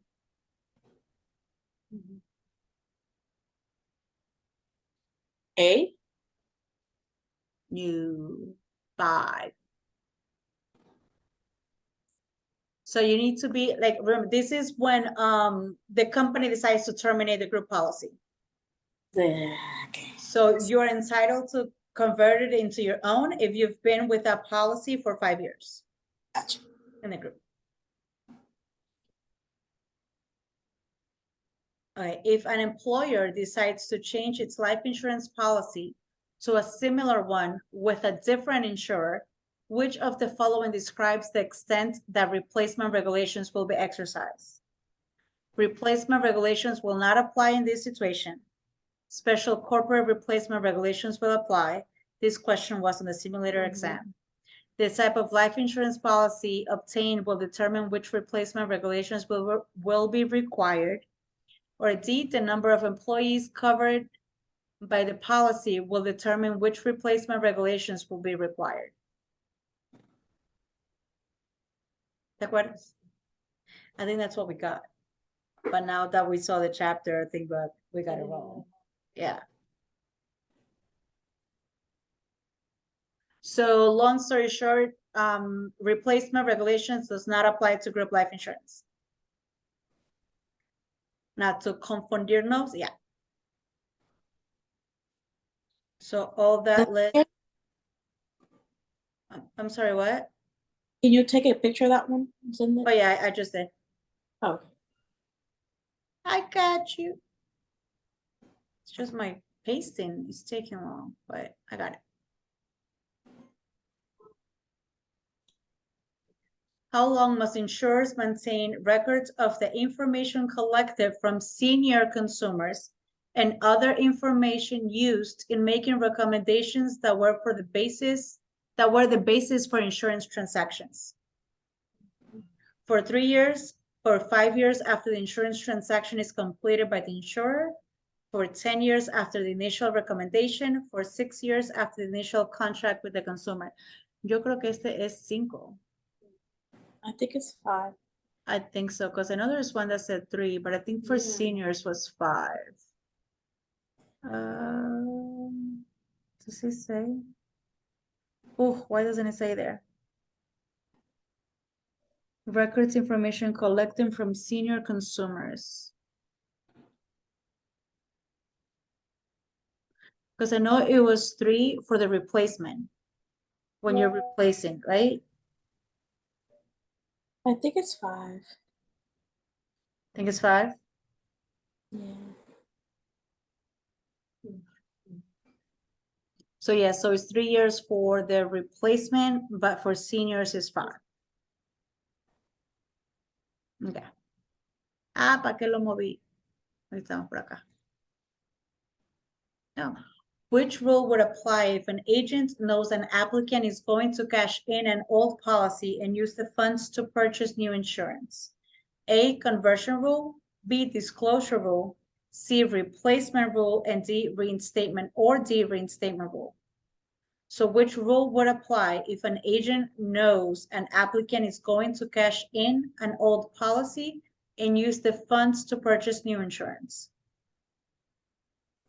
Cash out the old, get with the new. You're replacing it, because you're surrendering the old one. I think that's. It's a B. Is it which one? B is some more. The agent law. So B is For when you're, replacement, he's not replacing. it sounds it might be. So I'm between A and C. Reinstatement? Not D. Apple and Cat, or Apple and Charlie. What was conversion again? When you're converting a company for But no, because conversion is when you're like in a group life insurance and then you're converting into another one. This That's is what I was specifically cashing in, so yeah, it's replacement. I thought replacement was to change from one to another, but then talk about cashing it to go to another. So one type of replacement is when you're replacing a policy that has cash value and you're cashing it in or surrendering it and and you're getting that to buy another policy. The great part is not.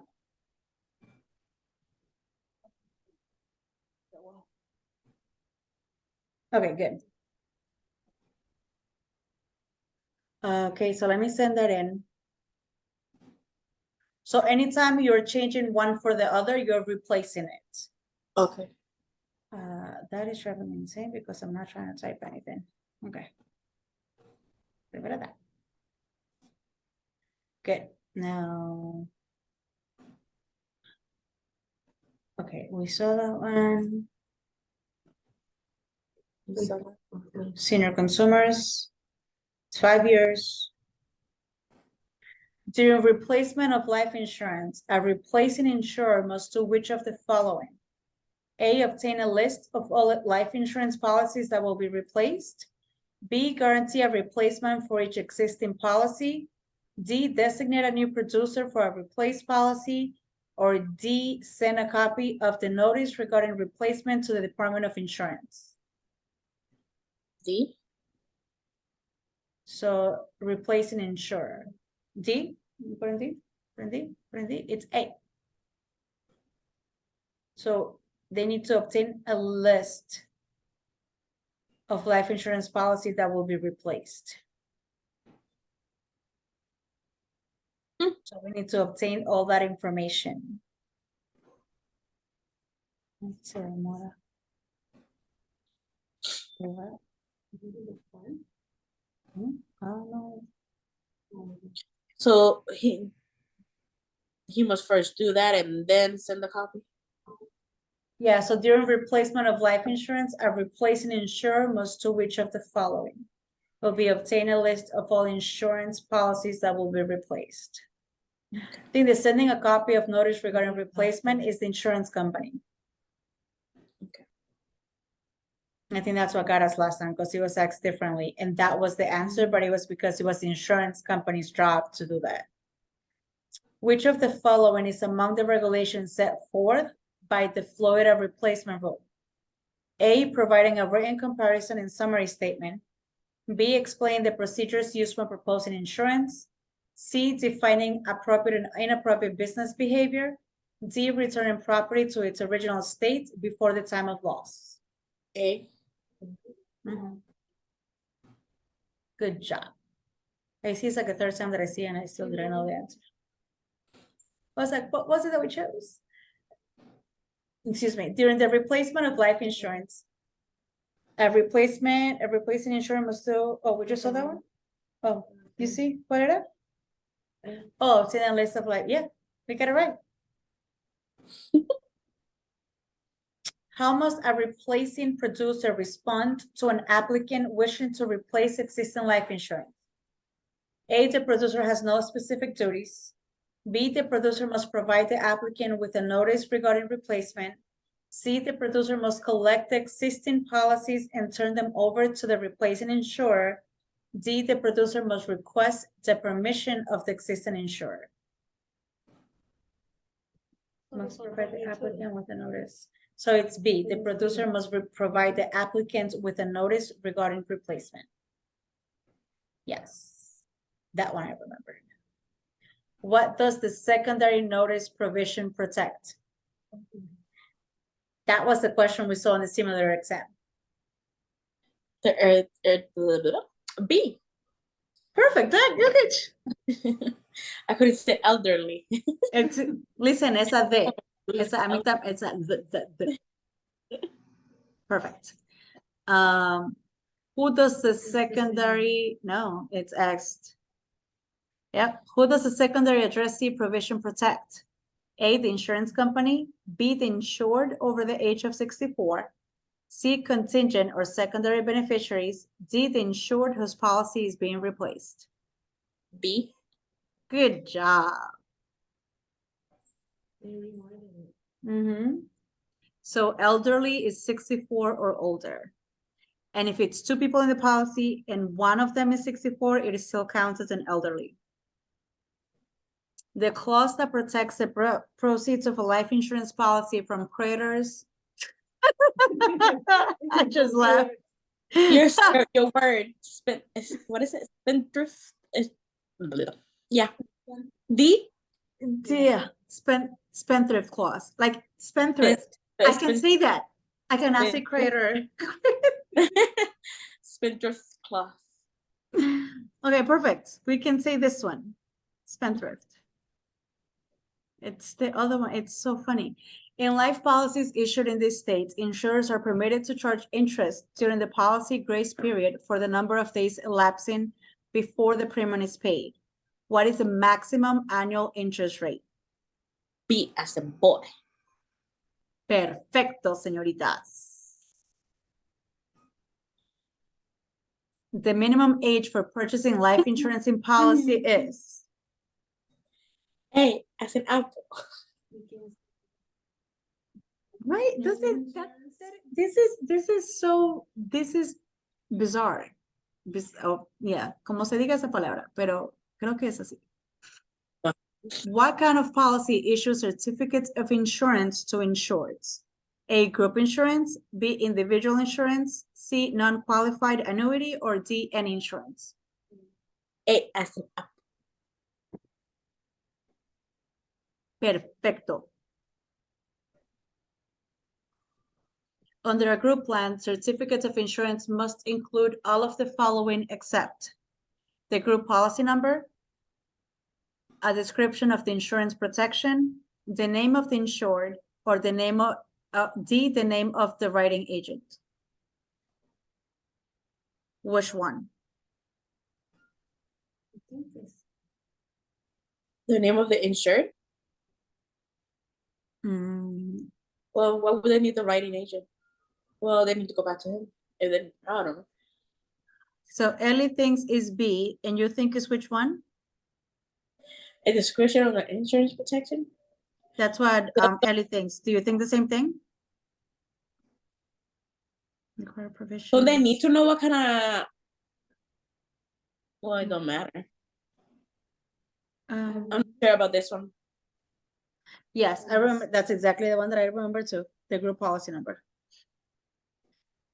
Individual. That is the name person. Yeah, that's given.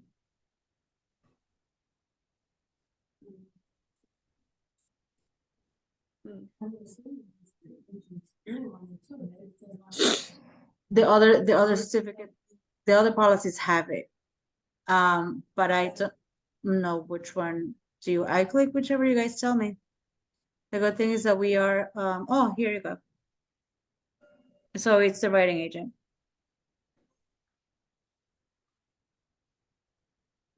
So I guess that's the difference because on an individual policy, like if you have term on the application and things like that, it needs to have our name and our address and our license number.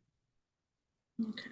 So on group ones for the individual participants, it doesn't need that information. My guess is most likely because that master policy has it. So, but for the individuals, it does not. Okay. I'm gonna send it. Send. Those two are not me. This one is me.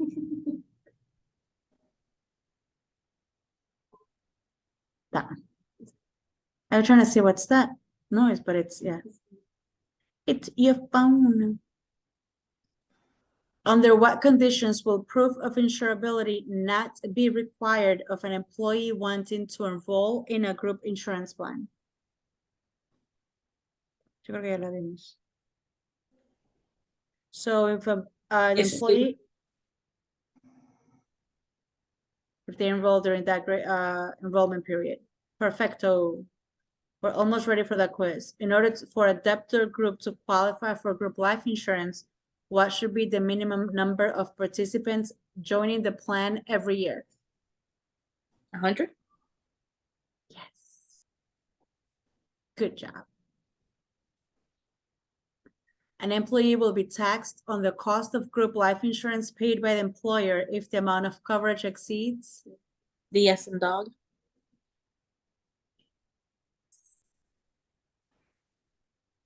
Under a group plan, certificates of insurance must include all of the following except.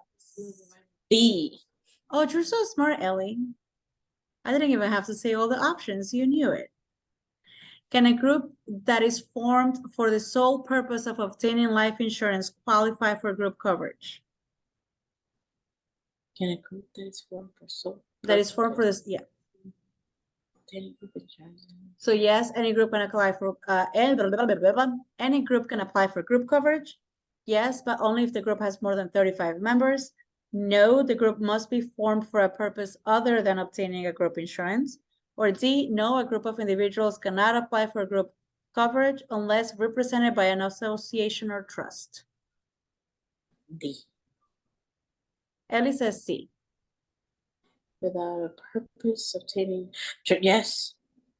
Like, Yes, they cannot form only to get insurance.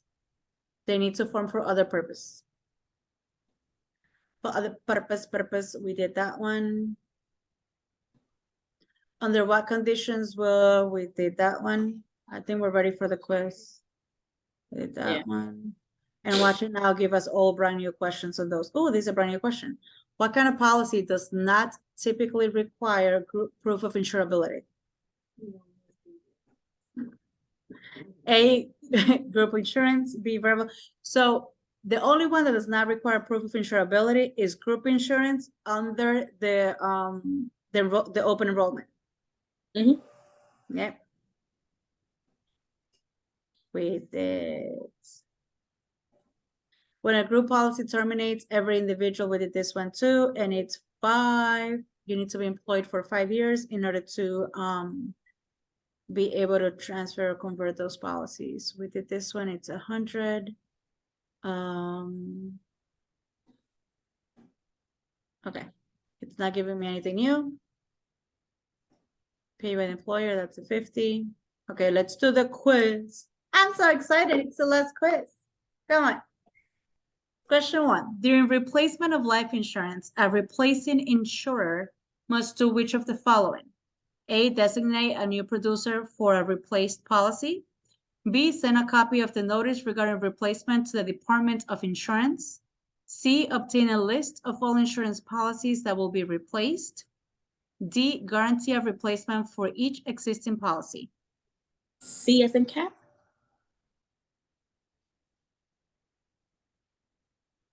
So smart.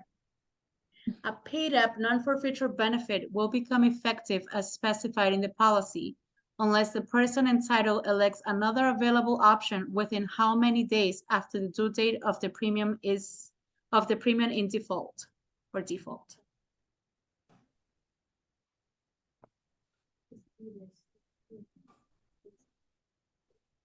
Specific. It's like I'm not saying, but it's so it's 60. I 60? think now see me this short about the answer and it being wrong. Oh no, it's right, of course. I'm gonna take a picture of it, okay? Okay. I was so stuck between 30 and 60. Yes, that's that was Ellie too right now, but just paid up non-forfeiture benefit, that one is 60 days. So they have 60 days to select it. Okay. What is the maximum allowed value of promotional gifts that an agent may give to a prospective insured? C. All those answers have been seen. An employee will be taxed on the cost of group life insurance paid by the employer if the amount of coverage exceeds. D as in dog. When a life insurance policy stipulates that the beneficiary will receive payments in specific installments or for a specified number of years, what provision prevents the beneficiary from changing or borrowing from the planned installments? A, settlement option. B, accelerated benefit provision. C, loan provision. D, spendthrift provision. Oh, I saw that. I know. That's D. That's the word.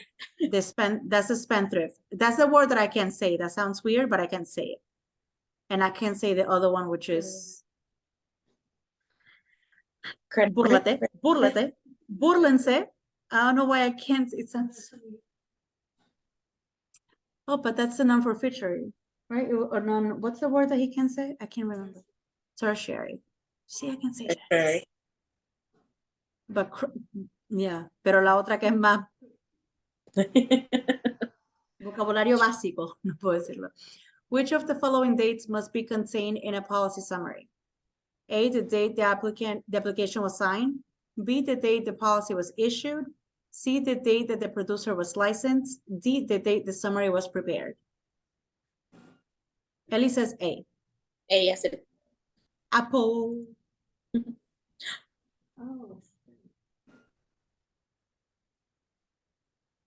This one was in a simulator exam as well. I remember that. So the date on the application summary must be the date the summary was prepared. Gotcha.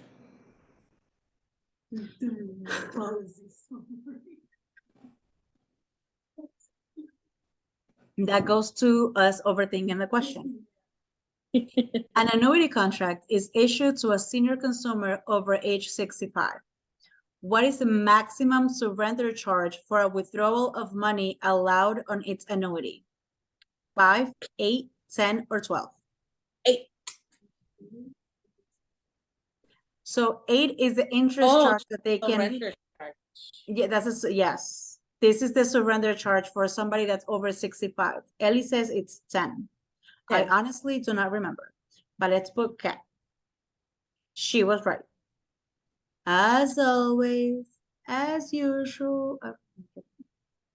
When replacing life insurance, the duties of the replacing insurance company include all of the following except A, maintaining a copy of the notice regarding replacement and all sales proposals used for at least 5 years.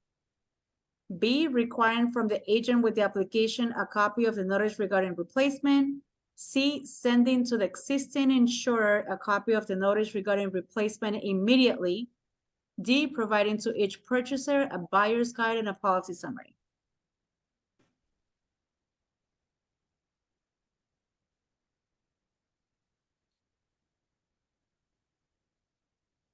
We got this one on the quiz like a couple times on the review. This is accept. Accept. So which one is the wrong answer? Yeah, remember, because we were reading, I'm like, immediately sounds if like, why do I need to do something immediately? But I need to do it immediately. Well, yes, I need to replacing the duties of the replacing insurance company. So not me, the insurance company, but it's immediately, which is the. So the answer is, think about the years. Is the years correct? For the replacement rule, is it 5 years? 3. It's 3. Yep. So it's that I think I had already copied. An agent delivers a life insurance policy to the proposed insured. The insured makes a decision not to accept the policy. The insured may return the policy for a full refund of premium within how many days? 14. The free look provision in Florida. All advertisements are the responsibility of the A, soliciting agent, B, advertising agent, C, Department of Insurance, D, the insurer. That's another question that we still on the thing. I'm wondering what the right answer is because I did not know. B? Huh. Is it the soliciting agent then? You said B? That's what you guys did and got it wrong? we don't know if we got, well, we haven't checked the questions that we got wrong yet because it was 9:05 and we needed to hop on here, but yeah, it's in your Microsoft Word. So which one do you think it is, Tati? Just because it says advertisements, advertising. Advertising agency? I don't know if Patty and Mildred are listening in, but I don't know what they think. We can do it well, unless it is, I don't know what we put though. Tiene que ser una respuesta, chica. So scroll up, scroll up, scroll up. Yeah, mi amor. Oh, that'll be great. So whatever you answer right. Yeah. It's not And I there. think that's- Advertising agent. All right. Do I click advertising agency? No. Yes. Unless I change it and I ask you to put Department of Insurance. Oh, no, the insurer. El asegurador, Interesting.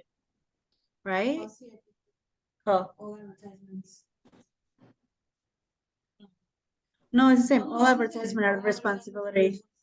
She says she's still here. She just has a bear. What? Patty, she said that she's still here, but she's just sleeping next to a bear. Oh. It's so funny. Okay, Stephanie. Okay. Perfect. Next. A person insured under a group life insurance policy can make an assignment of all or any part of the incident of ownership conferred on the insured by the policy or by law to any of the following except family member, beneficiary, policy holder, or a lender. I think we answered lender in that one. Is it, do you see it there? Or is it? A person insured on the Do group. Control F and just type lender. Oh, there you go, or that.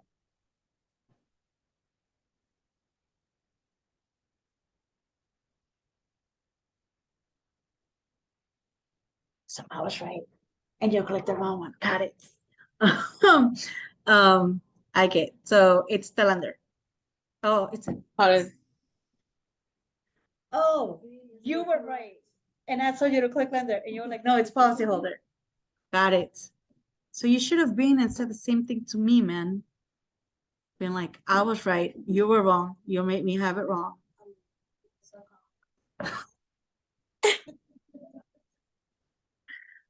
Listen, sometimes it's not what you know, but it's how you say it. Yeah, they just podcast tomorrow.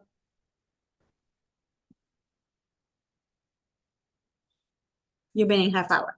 Okay, question 12. All of the following information about a customer must be used in determining annuity suitability except financial experience, annual income, beneficiary's age, tax status. I think we saw that one too. all the information about customers. I think it was tax Age status. needing. We just saw the whole list of things, and I don't remember seeing. I know the age was there. I know the income needed to be there. I know financial experience, I think, was there. So I'm between A and D, but that's just me. That is just me. D, because the status. You can just I don't know. yeah. Okay, let's do D. Oh, que burra. I can't with her. Stop calling yourself names. But you see what we did, right? Yeah. We see the age on annuity suitability, but it's the age of the annuitant, is the age of the person that it's going to be calculated based on, not the beneficiary's age. The beneficiary has nothing to do with the calculation of anything. Yeah. Ay, Dios mío santo. Dame paciencia. Yes, please. And can I get a cup of coffee too? Oh, you can just grab a cup and just put coffee and get the creamer. That's all I need. Yeah, super. Tía, Coffee super. and creamer. I do the sugar-free creamer with the Bustelo Cafe. When does a free look period begin on a life insurance policy? A, when the insurer pays the first premium. B, when the insurer signs the policy. C, when the policy is issued.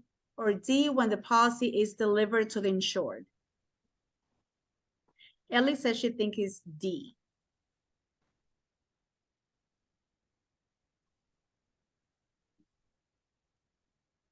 think so too, because once it's delivered, they have the 14 days.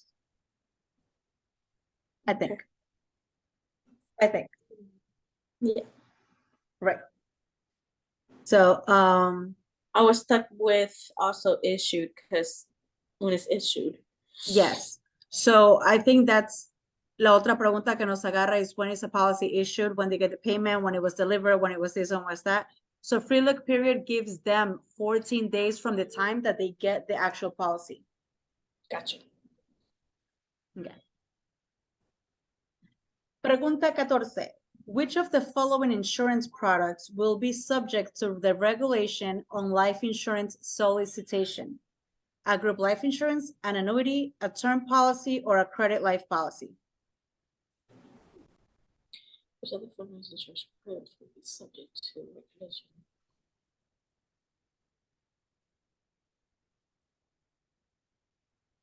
I don't know this one.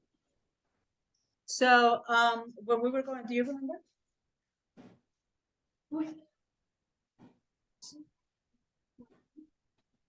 No.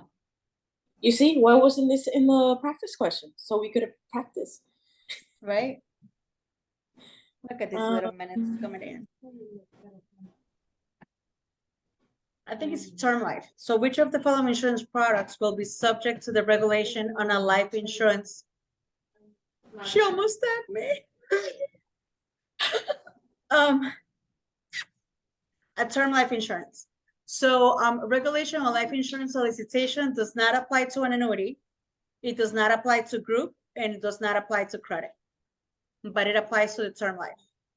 Okay. So it applies when we go one-on-one trying to sell life insurance.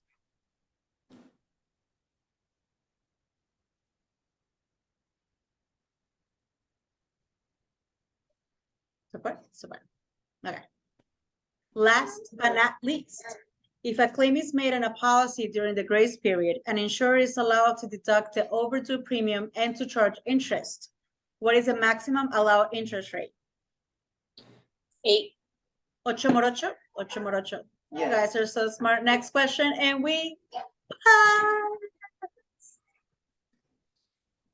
This So- one was not bad. right? Like, aunque es tanto concepto y leyes and everything like that, it's easier because I think there is like no right or wrong answer. Well, let me say that. If you read the question right, then there is only one right answer, como las matemáticas. Yeah. There is a one right answer. But if there, the I just first, gotta focus and read it twice every question before I jump into answers. yeah, you saw me clicking, oh no, they asked you for the age. Yeah, not the beneficiaries. I didn't read it right. That's a perfect example of not reading it right. But if you read it right, you're gonna get it right. So don't overthink it. What you should guys do right now, like I know tomorrow we're not gonna meet, that's the end of the whole course, pero go back to your quizzes. Okay. So do a quiz. A quiz should take you maybe 20 minutes. Don't overthink it. If you're overthinking it, like si no saben, don't get stuck on the question. Click whichever you think is right. And if it's not right, at the end of it, just print those questions or write the right answers down. And if not, pero I think hold on, let's see what else it's given us. Let's click review questions. Let's see what other options it gives us to study.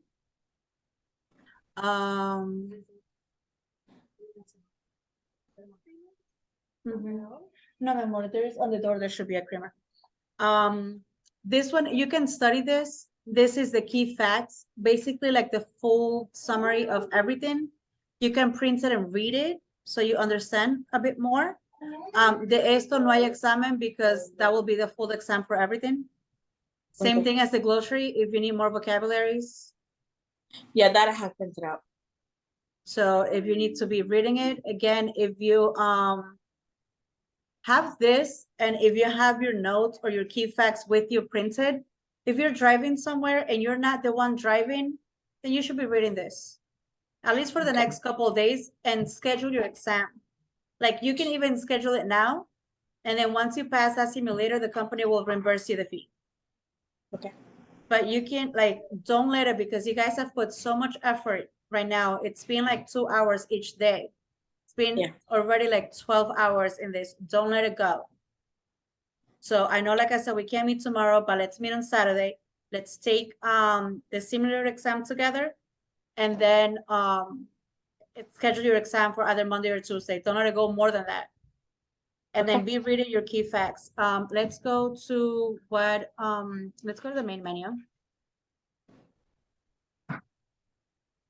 So you have flashcards, take a learning mode practice test. Test your knowledge with these additional practice questions. Let's see how it looks. Oh, it's 25. Okay. So in a survivorship life policy, when does the insurer pay the death benefit? If the insurer survives to age 100, upon the last death, upon the first, half at first, half at last. So Ellie says upon the last. They always confuse me. On the first death. Okay, so do I do B or C? B, okay. So take this one, and you can take it tonight if you're not like completely para dormirse, or like completely burnt out, just so you can practice more. If you get something wrong, write it down. But take this 25. If you guys can't meet, we can't meet tomorrow for a full 2 hours. Take these 25 questions again. So let's say you do it tonight, take it tomorrow as well. Are you sure you want to quit? Quit. Son 25. El examen en sí tiene like 100 questions. After you do that, then on Saturday we can take a simulate. Okay. It's my friend's birthday, and it was planned before all of this. Oh, And no, this no, is yeah. And I'm saying you can, you can do it. I'm not saying, hey, it's all about balance and things like that. But if you know you won't have time tomorrow, take half hour today and do the 25 questions. Ooh, thank you, Miraina.